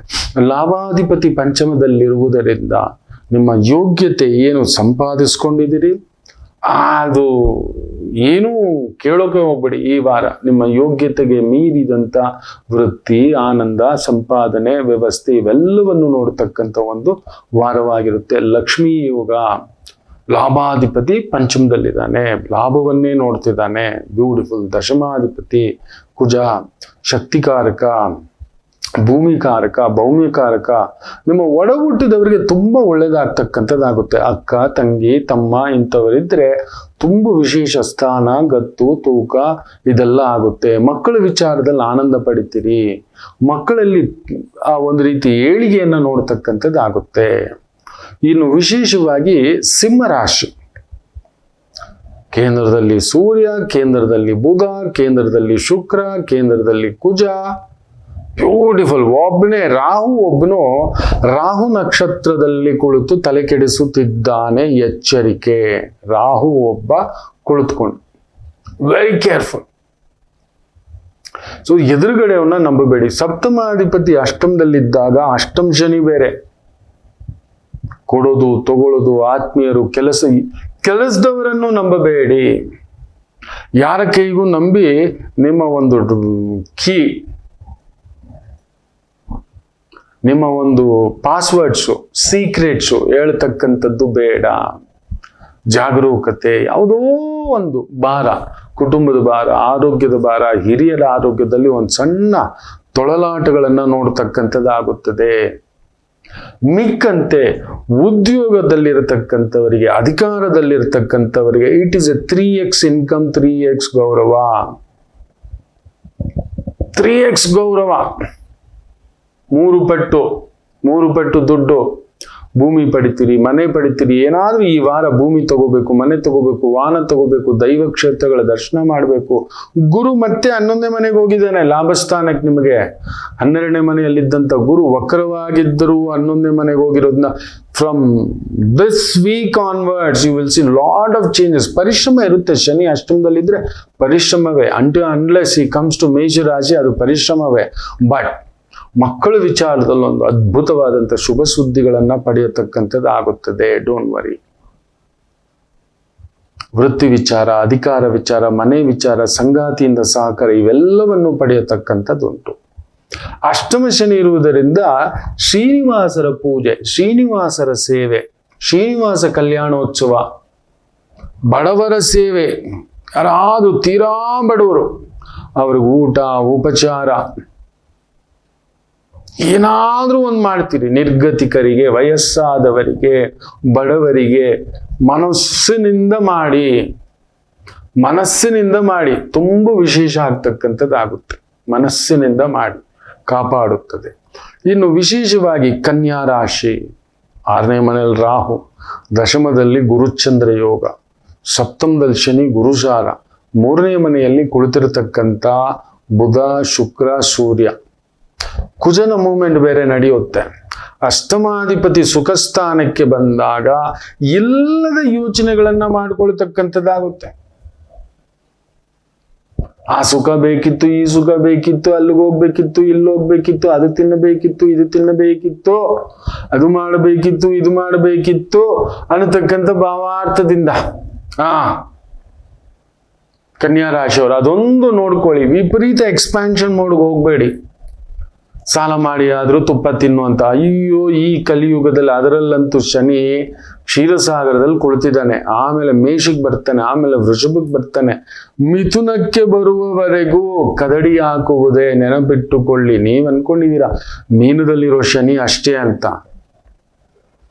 ಆರ್ಥಿಕತೆ, ನಿಮ್ಮ ಒಂದು ಖರ್ಚುಗಳು ಜಾಸ್ತಿ ಆಗತಕ್ಕಂಥದ್ದಾಗುತ್ತದೆ. ವಿಪರೀತ ಖರ್ಚುಗಳು, ಮುಖ್ಯವಾಗಿ ಕನ್ಯಾ ರಾಶಿ ವೆರಿ ಕೇರ್ಫುಲ್ ಟಿಲ್ ಜೂನ್ ವರೆಗೂ. ಶನಿ ನಕ್ಷತ್ರಕ್ಕೆ ಬಂದಾಗ ವಿಶೇಷ ಬಲ ಕೊಡ್ತಾನೆ. ಅದರಿಂದ ಈ ವಾರ ಯಾವುದೇ ಒಂದು ದೊಡ್ಡ ಖರ್ಚು, ದೊಡ್ಡ ಜವಾಬ್ದಾರಿಗಳನ್ನ ತಗೊಳ್ಳದೇ ಇದ್ರೆ ಉತ್ತಮ. ಕಲಾ ಮಾಧ್ಯಮದಲ್ಲಿರ್ತಕ್ಕಂಥವರಿಗೆ ವಿಶೇಷ ಅಭಿವೃದ್ಧಿಯನ್ನ ಕಾಣತಕ್ಕಂಥ ಒಂದು ವಾರ. ಒಂದು ಒಳ್ಳೆ ಊಟ, ಉಪಚಾರ, ವಸ್ತ್ರ, ಆಭರಣ, ಅಲಂಕಾರ, ಆನಂದ ಇವೆಲ್ಲವನ್ನು ನೋಡತಕ್ಕಂಥ ವಾರವಾಗಿರುತ್ತೆ. ಇನ್ನು ತುಲಾ ರಾಶಿಗೆ ಜಾಕ್ಪಾಟ್ ವಾರ. ಕುಜ 2ನೇ ಮನೆಯಲ್ಲಿ ದಿಗ್ಬಂಧನಾಗಿದ್ದವನು 3ನೇ ಮನೆಗೆ ಬರ್ತಾನೆ. ಗುರು ನೋಡಿ ಭಾಗ್ಯಕ್ಕೆ ಬಂದಿದ್ದಾನೆ, ವಕ್ರವಾಗಿದ್ದಾನೆ. ತುಲಾ ರಾಶಿ ತುಲಾ ಲಗ್ನದವರಿಗೆ ಈ ವಾರ ಕುಂಭದ್ರೋಣ ಮಳೆ. ಕಲಾ ಮಾಧ್ಯಮದಲ್ಲಿದ್ದೀರಿ, ಪಬ್ಬು, ಕ್ಲಬ್ಬು, ಎಂಟರ್ಟೈನ್ಮೆಂಟು, ಸ್ತ್ರೀಯರು, ಟ್ರಾವೆಲ್ಸು, ಟೂರ್ಸು, ವೆಹಿಕಲ್ಸ್, ಇದೇನಂದ್ರೆ ಚಪ್ಪರ್ ಪಾಡಿಕೆ ದೇತ ಎನ್ನತಕ್ಕಂಥದ್ದು. ವೈದಿಕದಲ್ಲಿರತಕ್ಕಂಥವರಿಗೆ, ಜ್ಯೋತಿಷ್ಯದಲ್ಲಿರತಕ್ಕಂಥವರಿಗೆ, ಲೀಗಲ್ ಡಿಪಾರ್ಟ್ಮೆಂಟ್ ನಲ್ಲಿ ಕೆಲಸ ಕಾರ್ಯ ಮಾಡ್ತಿರತಕ್ಕಂಥವ್ರಿಗೆ ಒಂದು promotion, increment, minimum 3x 5x ಅಂದ್ರೆ 5,000 ಬರೋರ್ಗೆ ಒಂದು ಕಡಿಮೆ ಅಂದರೂ ಇನ್ನೊಂದು 5,000 ರೂಪಾಯಿ ಅಡಿಷನಲ್ ಇನ್ಕಮ್ ಅನ್ನೋ ಥರ. ಆರೋಗ್ಯ ಚೇತರಿಕೆ, ಬುದ್ಧಿ ಚೇತರಿಕೆ, ಮನಸ್ಸು ಚೇತರಿಕೆ, ಹಣಕಾಸು ಚೇತರಿಕೆ ಇವೆಲ್ಲವನ್ನು ನೋಡತಕ್ಕಂಥದ್ದಾಗುತ್ತದೆ. ತುಲಾ ರಾಶಿಯವರಿಗೆ ವಿಶೇಷ ಬಲವಿದೆ, ಚೆನ್ನಾಗಿದೆ, ಯೋಚಿಸಬೇಡಿ. ವೃಶ್ಚಿಕ ರಾಶಿ ಲಕ್ಷ್ಮೀಕಾರಕ ನಿಮ್ಮ ಮನೆಯಲ್ಲಿ, ನಾರಾಯಣಕಾರಕ ನಿಮ್ಮ ಮನೆಯಲ್ಲಿ, ಆತ್ಮಕಾರಕ ನಿಮ್ಮ ಮನೆಯಲ್ಲಿ, ಭೌಮಕಾರಕ ನಿಮ್ಮ ಮನೆಯಲ್ಲಿ, ವಳ್ಳಿ ಸುಬ್ರಹ್ಮಣ್ಯ ನಿಮ್ಮ ಮನೆಯಲ್ಲಿ. ನೋಡದ ದೇವರಿಲ್ಲ, ನೋಡದ ಮಾಡದ ಪೂಜೆ ಇಲ್ಲ. ಗುರು ಅಷ್ಟಮದಲ್ಲಿದ್ದಾಗ ದೈವ ದರ್ಶನಗಳು ಹೆಚ್ಚು. ಕುಟುಂಬ ಸ್ಥಾನವನ್ನ ನೋಡ್ತಿರೋದ್ರಿಂದ ದೈವ ದರ್ಶನ, ತೀರ್ಥಕ್ಷೇತ್ರ, ಪುಣ್ಯಕ್ಷೇತ್ರ, ಸುಬ್ರಹ್ಮಣ್ಯ ಕ್ಷೇತ್ರ, ರಾಮಕ್ಷೇತ್ರ, ಪಟ್ಟಾಭಿರಾಮ ಅಂತ ಕ್ಷೇತ್ರಗಳನ್ನ ನೋಡಿ ಬರತಕ್ಕಂಥ ಯೋಗವಾಗುತ್ತದೆ. ಚೆನ್ನಾಗಿದೆ. ದುಡ್ಡು, ಕಾಸು, ಓಡಾಟ, ಸುತ್ತಾಟ ಚೆನ್ನಾಗಿದೆ. ದೂರದ ಕೆಲಸಗಳು ಸ್ವಲ್ಪ ವಿಘ್ನಗಳಾಗುತ್ತವೆ. ರಾಮರ ಸೇವೆ ಮಾಡಿ. ನಿತ್ಯ ಎಲ್ಲೋ ಒಂದು ದೂರದ ಕಾರ್ಯ, ಪುತ್ರ ಕಾರ್ಯ, ಮದುವೆ ಕಾರ್ಯ, ಶುಭ ಕಾರ್ಯ ಇದೋ ಇದೆ. ಬಟ್ ಗುರು ಅಷ್ಟಮ ವಕ್ರ. ಅದರಿಂದ ರಾಮನ ಆಲಯದಲ್ಲಿ ಏನಾದ್ರೂ ಒಂದು ಸೇವೆ ಹೋಗ್ಬಿಟ್ಟು ಕುಳಿತು ಒಂದು ಪೇಜ್ ಆದರೂ ರಾಮಕೋಟಿ ಬರೀರಿ. ಇಲ್ಲ, ಸಮಯ ಇಲ್ಲ, ಮನೆಯಲ್ಲಾದರೂ ಬೆಳಿಗ್ಗೆ 10 ನಿಮಿಷ, ಸಂಜೆ 10 ನಿಮಿಷ ಕುಳಿತುಕೊಂಡು ರಾಮರನ್ನ ನೆನೆಸ್ಕೊಂಡು ಒಂದೊಂದು ಪೇಜು ಶ್ರೀರಾಮಕೋಟಿಯನ್ನಾದರೂ ಬರೀರಿ. ರಾಮರ ಹೆಸರಿನಲ್ಲಿ ನಿತ್ಯ ಒಂದು ಅವಲಕ್ಕಿ ಪಾಯಸವೋ, ಹೆಸರುಬೇಳೆ ಪಾಯಸವೋ, ಏನಾದ್ರೂ ಒಂದು ತುಪ್ಪ, ಒಂದು ತೊಟ್ಟು ತುಪ್ಪವಾದರೂ ಹಾಕಿ ಮಾಡಿರತಕ್ಕಂಥ ಪ್ರಸಾದವನ್ನ ಮಾಡಿ ತುಂಬಾ ಅದ್ಭುತ ಆಗತಕ್ಕಂಥದ್ದಾಗುತ್ತದೆ. ನೀವು ಮಾಡಿ. ಯಾರಾದ್ರೂ ಗುರುವಾರ ಇಲ್ಲವೇ ಏಕಾದಶಿ ದಿನ, ನವಮಿ ದಿನ, ಪುನರ್ವಸು ನಕ್ಷತ್ರದ ದಿನ ಯಾರಾದ್ರೂ ವೈದಿಕ ದಂಪತಿಗಳನ್ನ ಕರೆದು ವಿಶೇಷ ಭೋಜನವನ್ನ ಉಣಬಡಿಸಿ, ಫಲತಾಂಬೂಲ ಕೊಡಿ, ಅವರ ಪಾದ ಸೇವೆ ಮಾಡಿ. ಖಂಡಿತ ಆ ಗುರು ವಕ್ರಫಲ, ಅಷ್ಟಮದ ಗುರುವಿನ ದೋಷದಿಂದ ಹೊರಗಡೆ ಬರ್ತೀರಿ. ಒಳ್ಳೆದಾಗ್ತಕ್ಕಂಥದ್ದಾಗುತ್ತದೆ. ಇನ್ನು ಧನಸ್ಸು ರಾಶಿ ವಿಶೇಷವಾಗಿ ಕುಜ ನಿಮ್ಮ ಮನೆಗೆ ಬರ್ತಾನೆ. ಬಟ್ ಸಪ್ತಮಾಧಿಪತಿ 12, ಆಯ್ತರ ಲಾಭಾಧಿಪತಿ 12, ಭಾಗ್ಯಾಧಿಪತಿ 12. ಸೊ ಪರಿಶ್ರಮವೇ. ಏನೋ ಗುರುಗಳೇ, ಏನ್ ಪರಿಶ್ರಮವೋ ಹೆಂಗೋ ಅನ್ಕೊಳ್ಳೋ ಅಷ್ಟರಲ್ಲಿ ಗುರು ನೋಡಿ ನಿಮ್ಗೆ ಅಷ್ಟಮದ ಗುರು ಕೇಂದ್ರಕ್ಕೆ ಬಂದ್ಬಿಟ್ಟ. That is a beautiful. ಅದೇನೋ ಹೇಳ್ತಾರೆ ನಮ್ಮ ಕಡೆ, ಕೊಡಿಲಿ ಹೋಗುವಂಥದ್ದು ಉಗುರಲ್ಲಿ ಹೋಗುವಷ್ಟು ಆಗತಕ್ಕಂಥದ್ದಾಗುತ್ತದೆ. ಕೊಡಲಿಯಿಂದ ಹೋಗುವಷ್ಟು ಸಮಸ್ಯೆ ಉಗುರಿನಲ್ಲಿ ಹೋಗುತ್ತದೆ. That is the magic moment will happen for the Dhanus ರಾಶಿ.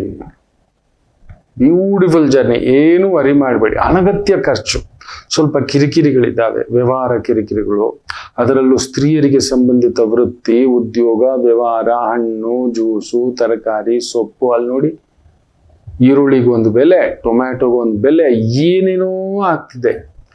ಇದನ್ನ demand equal to supply, supply equal to demand, ಈ ಥರದ್ದು ಇನ್ನೂ ಒಂದು ಸಿಸ್ಟಮ್ ಅನ್ನ ನಮ್ಮ ಸರ್ಕಾರಗಳು, ಘನ ಸರ್ಕಾರಗಳು ಒಂದು ಸ್ಟ್ರಾಂಗ್ ಆಗಿ ತಗೋಬರ್ತಿಲ್ಲ ನಮ್ಮ ರೈತರಲ್ಲಿ. ಒಂದಾ ಬೆಳೆದ್ರೆ ಟೊಮ್ಯಾಟೊ ನೋಡಿ, ನುಗ್ಗೆಕಾಯಿ ಎಲ್ಲೋ ಕೇಳ್ಪಟ್ಟೆ, ಅದು ಎಷ್ಟು ಸತ್ಯವೋ ನನಗಂತೂ ಗೊತ್ತಿಲ್ಲಪ್ಪ. ಎಲ್ಲೋ 300, 400, ಕೆಲವು ಕಡೆ 600 ರೂಪಾಯಿವರೆಗೂ ತಲುಪಿಬಿಟ್ಟಿದ್ದವು KG ನುಗ್ಗೆಕಾಯಿ ಅಂತ. ನಮ್ಮ ತೋಟದಲ್ಲಿ ಬಾಳೆಕಾಯಿ ನೀವು ನಂಬೋದಿಲ್ಲ, 3 ರೂಪಾಯಿ. ನಂಬ್ತೀರಾ? 3 ರೂಪಾಯಿ ಕಟ್ ಕೊಡ್ತೀರಾ ಅಂತ. ಅಯ್ಯಪ್ಪ, ನೀನ್ ಕಟ್ ಮಾಡೋ ಖರ್ಚೆ ನಮ್ಗೆ 6 ರೂಪಾಯಿ ಇದೆ, ನೀನು ಹೊರಡಪ್ಪ ಅಂತ. ಕಟ್ ಮಾಡಲು 3 ರೂಪಾಯಿ ಅಲ್ಲ, 6 ರೂಪಾಯಿ ಖರ್ಚು ಮಾಡ್ಬೇಕು, ಇನ್ನೇನು ಹಾಗೆ ತೋಟದಲ್ಲಿ ಇರ್ಲಿ ಬಿಡು ಅಂತ ಬಿಟ್ಬಿಟ್ಟಿದೆ. ಅಂತ ಸ್ಥಿತಿಗಳು ಬರ್ತಕ್ಕಂಥದ್ದು ಆಗ್ಬಿಟ್ಟಿದೆ. ಸೊ ಹೂವು, ಹಣ್ಣು, ತರಕಾರಿ, ಸೊಪ್ಪು, ದೇವತಾ ಕಾರ್ಯಗಳು, ದೇವತಾ ಪೂಜೆಗಳು, ಸ್ತ್ರೀಯರಿಗೆ ಸಂಬಂಧಿತ ವೃತ್ತಿ, ಉದ್ಯೋಗ, ಕಲಾ ಮಾಧ್ಯಮದಲ್ಲಿ ಇರತಕ್ಕಂಥವರಿಗೆ ಒತ್ತಡ, real estate, construction, electricity board, administration, legal department, police department, sports department, ಇಂಥವುಗಳಲ್ಲಿ ಕೆಲಸ ಕಾರ್ಯ ವೃತ್ತಿ ತೊಡಗಿಸ್ಕೊಂಡಿರುವವರಿಗೆ ವಿಶೇಷವಾದಂಥ ಅಭಿವೃದ್ಧಿ. ಏನು ಮಕರ ರಾಶಿ, ಗುರು 7ನೇ ಮನೆಯಲ್ಲಿ ದಿಗ್ಬಂಧನಾಗಿದ್ದಂಥ ಗುರು ವಕ್ರವಾಗಿ 6ನೇ ಮನೆಗೆ ಬಂದಿದ್ದಾನೆ. ನಿಮ್ಮ ಧನಸ್ಥಾನ ನೋಡ್ತಾನೆ, ವಿಶೇಷವಾಗಿ ನಿಮ್ಮ ಭಾಗ್ಯಸ್ಥಾನವನ್ನ ನೋಡ್ತಾನೆ ಗುರು. 6ನೇ ಮನೆಯಿಂದ ಗುರು ಬಂದು ನಿಮ್ಮ ಪ್ರೊಫೆಷನ್ ಹೌಸ್ ಅನ್ನ ನೋಡ್ತಾನೆ. ಪ್ರೊಫೆಷನ್ ಮನೆಯಲ್ಲಿ ಕುಳಿತಿದ್ದಂತ ಬುಧ ಬಂದು ನಿಮಗೆ ಲಾಭಸ್ಥಾನಕ್ಕೆ ಬಂದಿದ್ದಾನೆ. ಫ್ಯಾಂಟಾಸ್ಟಿಕ್ ವಾರ ಆಗುತ್ತೆ. ಅನ್ಎಕ್ಸ್ಪೆಕ್ಟೆಡ್ ಒಂದು ರೀತಿಯ ವೃತ್ತಿ, ಉದ್ಯೋಗ, ಡೈಮಂಡ್, ಸ್ತ್ರೀಯರು, ಬಂಗಾರ, ಬೆಳ್ಳಿ, ಅಲಂಕಾರ, ಒಪ್ಪ, ಓರಣ, ಟ್ರಾವೆಲ್ಸ್, ಎಂಟರ್ಟೈನ್ಮೆಂಟ್, ಮಾಡ್ಲಿಂಗ್, ಹೂವಿನ ವ್ಯಾಪಾರ, ಹಣ್ಣಿನ ವ್ಯಾಪಾರ, ತರಕಾರಿ ವ್ಯಾಪಾರ, ಎಕ್ಸ್ಪೋರ್ಟ್, ಇಂಪೋರ್ಟ್, ಮಾಡ್ಲಿಂಗ್, ಆಕ್ಟಿಂಗ್, ಮಾಧ್ಯಮ, ಸ್ಪೋರ್ಟ್ಸ್, ಇಂಥವುಗಳಲ್ಲಿ ತೊಡಗಿಸ್ಕೊಂಡಿರ್ತಕ್ಕಂಥ ಯಾವುದೇ ವೃತ್ತಿ, ಉದ್ಯೋಗ, ವಿಶೇಷವಾದಂಥ ಅಭಿವೃದ್ಧಿ ಆಗತಕ್ಕಂಥ ಒಂದು ಸಂಕಲ್ಪದ ವಾರವಾಗಿರುತ್ತದೆ. Don't worry. ಸ್ವಲ್ಪ ದೂರ ಪ್ರಯಾಣ ಎಚ್ಚರಿಕೆ, ಆರೋಗ್ಯದ ಕಡೆ ಸ್ವಲ್ಪ ಎಚ್ಚರಿಕೆ ಇಟ್ಕೊಳ್ಳಿ. 6ನೇ ಮನೇಲಿ ಗುರು ಇತ್ತು, ಅದರಲ್ಲೂ ವಕ್ರ ಗುರು ಅಂದ್ರೇನೆ ಏನ್ ಹೇಳ್ತದೆ, the diseases cannot be rectified. ಒಂದೊಂದು ಡಾಕ್ಟ್ರು ಒಂದೊಂದು ಒಪಿನಿಯನ್ ಕೊಡ್ತಾರೆ. ಏನಾದ್ರು ಹೆಲ್ತ್ ಇಶ್ಯೂಸ್ ಬಂತು ಅಂದ್ರೆ ವೆರಿ ಕೇರ್ಫುಲ್. ಕೆಲವರು ಸರ್ಜರಿ ಆಗಬೇಕು, ಕೆಲವರು ಬೇಡ, ಏನೂ ಆಗಿಲ್ಲ, ಈ ಥರದ ಕೆಲವೊಂದು ಕನ್ಫ್ಯೂಷನ್ಗಳಾಗತಕ್ಕಂಥ ಒಂದು ಭಾವ ಆಗುತ್ತೆ. ವೆರಿ ವೆರಿ ಕೇರ್ಫುಲ್ ಮಕರ ರಾಶಿ. ಇನ್ನು ಕುಂಭರಾಶಿ, ಪ್ರೊಫೆಷನ್ ಹೌಸ್ ಅಲ್ಲಿ ನೋಡಿ, ನಿಮ್ಗೆ 6ನೇ ಮನೆಯಲ್ಲಿ ಕುಳಿತಿದ್ದಂಥ ಗುರು ಬಂಪರ್ ಬೆಳೆ, ವಕ್ರವಾಗಿದ್ದಂಥ ಶನಿ ವಕ್ರ ಬಿಟ್ಟಿದ್ದಾನೆ. ಇನ್ನು 2026 ನಿಮ್ಮ ವರ್ಷ ಬರೆದಿಟ್ಕೋಬಿಡಿ. 100%. ಈ ಒಂದು ತಿಂಗಳಲ್ಲಿ ಯಾವುದಾದ್ರೂ ಒಂದು ಕ್ಷೇತ್ರ, ಪುಣ್ಯಕ್ಷೇತ್ರ, ಧರ್ಮಕ್ಷೇತ್ರ, ಮಿತ್ರಕ್ಷೇತ್ರ, ಬಂಧು ಕ್ಷೇತ್ರ, ಎಲ್ಲಾದ್ರೂ ಹೋಗಿ ಬಂದಿರ್ತೀರಿ. ಒಳ್ಳೆ ಮಿತ್ರರನ್ನ ಭೇಟಿಯಾಗಿರ್ತೀರಿ. ನಿಮಗೆ ಗೊತ್ತಿಲ್ಲದೆ ದೊಡ್ಡ ದೊಡ್ಡ ವ್ಯಕ್ತಿಗಳ ಪರಿಚಯ, ದೊಡ್ಡ ದೊಡ್ಡ ವ್ಯವಹಾರಗಳ ಪರಿಚಯ, ಸೇಫ್ಟಿ, ಇದೆಲ್ಲವೂ ನಡೆಯುತ್ತಿರತಕ್ಕಂಥ ಒಂದು ವಿಶೇಷತೆ ತೋರಿಸ್ತಿದೆ. ಅದು ತೋರಿಸಿದೇನದಾದ್ರೆ ಕುಂಭರಾಶಿ ಈ ವಾರ ಅದರ ಪೂರ್ಣ ಸುಖವನ್ನ ನೀವು ನೋಡುತ್ತೀರಿ. ಪ್ರೊಫೆಷನ್ ಹೌಸ್ ಅಲ್ಲಿ ಬುಧ, ಶುಕ್ರ, ಸೂರ್ಯ, ಲಾಭಕ್ಕೆ ಬೇರೆ ಕುಜ ಮೂವ್ಮೆಂಟ್ ಆಗ್ತಾನೆ. ಆ ಸ್ಥಾನವನ್ನ, ಲಾಭ ಸ್ಥಾನವನ್ನ ಗುರು ವಕ್ರವಾಗಿ ನೋಡ್ತಾನೆ. ಮಾರ್ಚ್ 11ರವರೆಗೂ ಮೇಕ್ ಯೂಸ್ ಆಫ್ ಇಟ್. ಕುಂಭರಾಶಿ ಕರೆಕ್ಟಾಗಿ ಅದನ್ನ ಬಳಸ್ಕೊಳ್ಳಿ, ತೆಗೆದಿಟ್ಕೊಂಬೇಡಿ. ಬೇರೆ ಹೆಚ್ಚಿಗೆ ಏನೇನೋ ಮಾಡ್ಲಿಕ್ಕೆ ಹೋಗ್ಬೇಡಿ. ಕರೆಕ್ಟ್ ಯೂಸ್ ಮಾಡತಕ್ಕಂಥದ್ದು ಮಾಡಿ, ಅದ್ಭುತವಾಗಿ ನಡೆಯತಕ್ಕಂಥದ್ದು ಆಗುತ್ತದೆ. ಚೆನ್ನಾಗಿದೆ. ಕೆತ್ತನೆ, architect, travels, vehicle business, real estate ಅಲ್ಲಿ ಇದ್ದೀರಾ, ಮೈನಿಂಗ್ ಬಿಸ್ನೆಸ್ ಅಲ್ಲಿ ಇದ್ದೀರಾ, ಡೈಮಂಡ್ ಬಿಸ್ನೆಸ್ ಅಲ್ಲಿ ಇದ್ದೀರಾ, ಮುತ್ತು ರತ್ನಗಳ ಬಿಸ್ನೆಸ್ ಅಲ್ಲಿ ಇದ್ದೀರಾ, ಜ್ಯೋತಿಷ್ಯದಲ್ಲಿದ್ದೀರಾ, ವೈದಿಕದಲ್ಲಿದ್ದೀರಾ, ಆಶ್ರಮಗಳು ನಡೆಸ್ತಿದ್ದೀರಾ, ಅದ್ಭುತವಾದಂಥ ಪ್ರಗತಿ. ಎಜುಕೇಶನಲ್ ಇಂಡಸ್ಟ್ರಿನಲ್ಲಿ ಇರ್ತಕ್ಕಂಥವ್ರಿಗಂತೂ ಬ್ಯೂಟಿಫುಲ್ ಜರ್ನಿ. ಏನು ಮೀನರಾಶಿ, ಪೂರ್ವ ಪುಣ್ಯ ಸ್ಥಾನದಲ್ಲಿದ್ದಂಥ ಗುರು ವಕ್ರವಾಗಿ he has come back to Mithuna. Shani ಗುರುಸಾರ, Rahu ಸಾರ, ಬುಗ ಬುಗ ಬುಗ ಬುಗ ಬುಗ ಬುಗ ಬುಗ ಬುಗ ಬುಗ ಅಂತ ಉಕ್ಕು ಬಿಟ್ಟಿದ್ದಾರೆ ನಿಮ್ ಸುತ್ತಮುತ್ತಲು. ಯಾವ್ದಾವ್ದೋ ಸಣ್ಣದಾಗಿದ್ದು ತಲೆನೋವುಗಳು ಕೆಲವೊಂದು ಎದ್ದು ಬಂದ್ಬಿಟ್ಟಿದೆ. ಗುರು ವಕ್ರ ಅಂದಿದ್ದೆ, ದರ್ ಇಸ್ ಅ ರೂಲ್. ಒಂದಾ court legal issues, check bounce issues, ಯಾವುದೋ ರೂಪದಲ್ಲಿ ಕೋರ್ಟು ಸಮಸ್ಯೆಗಳು, ಇಲ್ಲ ಹಣಕಾಸು ಸಮಸ್ಯೆಗಳು. ನೀವು ದುಡಿದಿದ್ದು ಕಂಡೋರ್ ಬಾಯಿಗೆ ಇಡಬೇಕು. ಅನಗತ್ಯ ಖರ್ಚು, ಡಾಕ್ಟರ್ಗೆ ಇಡೋದು, ಬೇರೆಯವರು ಸುಮ್ಮನೆ ತಿಂದ್ಕೊಂಡು ಹೋಗೋದು, ಈ ತರದ ಪ್ರಭಾವಗಳನ್ನ ಸೂಚಿಸ್ತಕ್ಕಂಥದ್ದು ತೋರಿಸ್ತಿದೆ. Very careful. ಆದ್ರೆ ಭಾಗ್ಯದಲ್ಲಿ ಸಪ್ತಮಾಧಿಪತಿ ಭಾಗ್ಯ, ಬ್ಯೂಟಿಫುಲ್. ಭಾಗ್ಯಾಧಿಪತಿ ದಶಮಕ್ಕೆ ಜಾರ್ತಾನೆ ಕುಜ. ನಾಳೆಯಿಂದ ನಿಮ್ಮ ಹಬ್ಬ ಶುರು. ಧನೇ ಧನಸ್ಥಾನಂ, ಭಾಗ್ಯೇ ಧನಸ್ಥಾನಂ. ಆ ಧನಸ್ಥಾನವನ್ನ ಗುರುಚಂದ್ರರಾದಿಯಾಗಿ ನೋಡುತ್ತಾರೆ. ಗಂಟ್ಲಲ್ಲಿ ವಿಷವೇ, ವಿಷಕಂಠ ಪೂಜೆ, ಶಿವನ ಪೂಜೆ, ನಂಜುಂಡೇಶ್ವರರ ಪೂಜೆ, ಮಾದೇಶ್ವರರ ಪೂಜೆ, ಧರ್ಮಸ್ಥಳದ ಮಂಜುನಾಥ ಪೂಜೆ, ಮುರುಡೇಶ್ವರ ಪೂಜೆ, ಈ ತರ ಶಿವಕ್ಷೇತ್ರಗಳಿಗೆ ಹೋಗಿ ಅಲ್ಲೊಂದು ಸಣ್ಣ ಸ್ನಾನ, ದರ್ಶನ, ಪೂಜೆ, ಇಲ್ಲ ಹತ್ತಿರದಲ್ಲಿ ಶಿವಾಲಯಗಳಿದ್ರೆ ಆದ್ರೂ ಒಂದು 90 ದಿನ, 108 ದಿನ, 118 ದಿನ ತಪ್ಪದೆ ಆ ಶಿವನಿಗೆ ಒಂದು ಪುಟ್ಟ ಎಳನೀರು, ಶಾಂತವಾಗಪ್ಪ, ನನಗೆ ಯಾಕಪ್ಪ ಈ ಪರೀಕ್ಷೆ, ಗುಪ್ತ ಶತ್ರುಗಳು, ನಾನು ಯಾರಿಗೂ ಮೋಸ ಮಾಡಿಲ್ವೇ, ಏನಕ್ಕೆ ಈ ತರ ಮಾಡ್ತಾರೆ, ಎಲ್ಲಿಂದಲೂ ಉಟ್ಕೋತಾರೆ ಮಕ್ಕಳು, ಎಲ್ಲಿಂದಲೂ ಬರುತ್ತೆ. ಇದೆ ದೊಡ್ಡವರಾಗೋದು ಸುಮ್ಮನೆ ಅಲ್ಲ, ದೊಡ್ಡವರಾದ ಮೇಲೆ ಭಾರ ತಗೊಳ್ಳೋದೆ ಸುಮ್ಮನೆ ಇರ್ಲಿಕ್ಕಾಗೋದಿಲ್ಲ. ಸೊ ಜಸ್ಟ್ ಗೋ ಎಟ್. ಅದೊಂದು ಮಾಡ್ಕೊಳ್ಳಿ. ವೃತ್ತಿಪರವಾಗಿ, ವ್ಯವಹಾರ ಪರವಾಗಿ, ಹಣಕಾಸಿನ ಪರವಾಗಿ ಕೊರತೆ ಇಲ್ಲ. ಬಟ್ ನೀವು ದುಡಿದಿದ್ದು ಒಂದು ಲಾಯರ್ಗೆ, ಇಲ್ಲ ಡಾಕ್ಟರ್ಗೆ, ಇಲ್ಲ ಅನ್ಯರಿಗೆ ಹಂಚಬೇಕಾದಂಥ ಪರಿಸ್ಥಿತಿ ಆಗ್ಬಿಡುತ್ತದೆ. ತುಂಬಾ ದೊಡ್ಡವರಾಗಿದ್ರೆ ಒಂದು ದೇವಸ್ಥಾನದ ನಿರ್ಮಾಣಕ್ಕೆ ಕೈ ಇಡಿಸ್ತೇವೆ ನಾವು. ಅಂಥವ್ರ ಕೈಯಲ್ಲಿ ಒಂದು ಪುನರ್ ಪ್ರತಿಷ್ಠಾಪನೆ, ಯಾವುದೋ ಒಂದು ಹಳೆ ದೇವಸ್ಥಾನ, ಮುರಿದು ಬಿದ್ದ ದೇವಸ್ಥಾನ, ಈ ತರದ ಕೈಂಕರ್ಯ ಮಾಡಿಸ್ತಕ್ಕಂಥದ್ದು ಮಾಡಿಸ್ತೇವೆ. ಒಂದು 5 ಬಡ ಮಕ್ಕಳ ವಿದ್ಯಾಭ್ಯಾಸಕ್ಕೆ ಜವಾಬ್ದಾರಿ ತಗೊಳ್ಳೋ ತರ ಮಾಡಿಸ್ತೇವೆ. ನೀವು ನಂಬಲ್ಲ, ಕೆಲವ್ರ ಕೈಯಲ್ಲಿ 10,000 ಮಕ್ಕಳ ವಿದ್ಯಾಭ್ಯಾಸ ಅವರ ಪೂರ್ತಿ ಕೇರ್ ಟೇಕರ್ ಮಾಡಿಸಿದ್ದಾರೆ. ಸಾವಿರಾರು ಕೋಟಿಯ ವ್ಯವಹಾರಕ್ಕೆ ನಿಂತಿದ್ದಾರೆ. ಏನ್ ಗುರುಗಳೇ, ಹಿಂಗೆ ಲೀಗಲ್ ಇಶ್ಯೂ, ಅದು ಇಶ್ಯೂ, ಇದು ಇಶ್ಯೂ ಅನ್ನೋರ ಕೈಯಲ್ಲಿ ಮಾಡಿಸಿದ್ದಾರೆ. ಅದನ್ನ ನೋಡಿ ಮಾಡ್ಬೇಕಷ್ಟೆ. ಏನು ತೊಂದರೆಗಳೇನು ಆಗೋದಿಲ್ಲ. ಚಿಂತಿಸಬೇಡಿ ಮೀನರಾಶಿ. ನಾ ಹೇಳಿದ ದಾರಿಲಿ ಹೋಗಿ, ಗೆಲುವು ನಿಮ್ಮದು. ಎಲ್ಲರಿಗೂ ಒಳ್ಳೆಯದಾಗಲಿ. ಮಾತೃದೇವೋ ಭವ.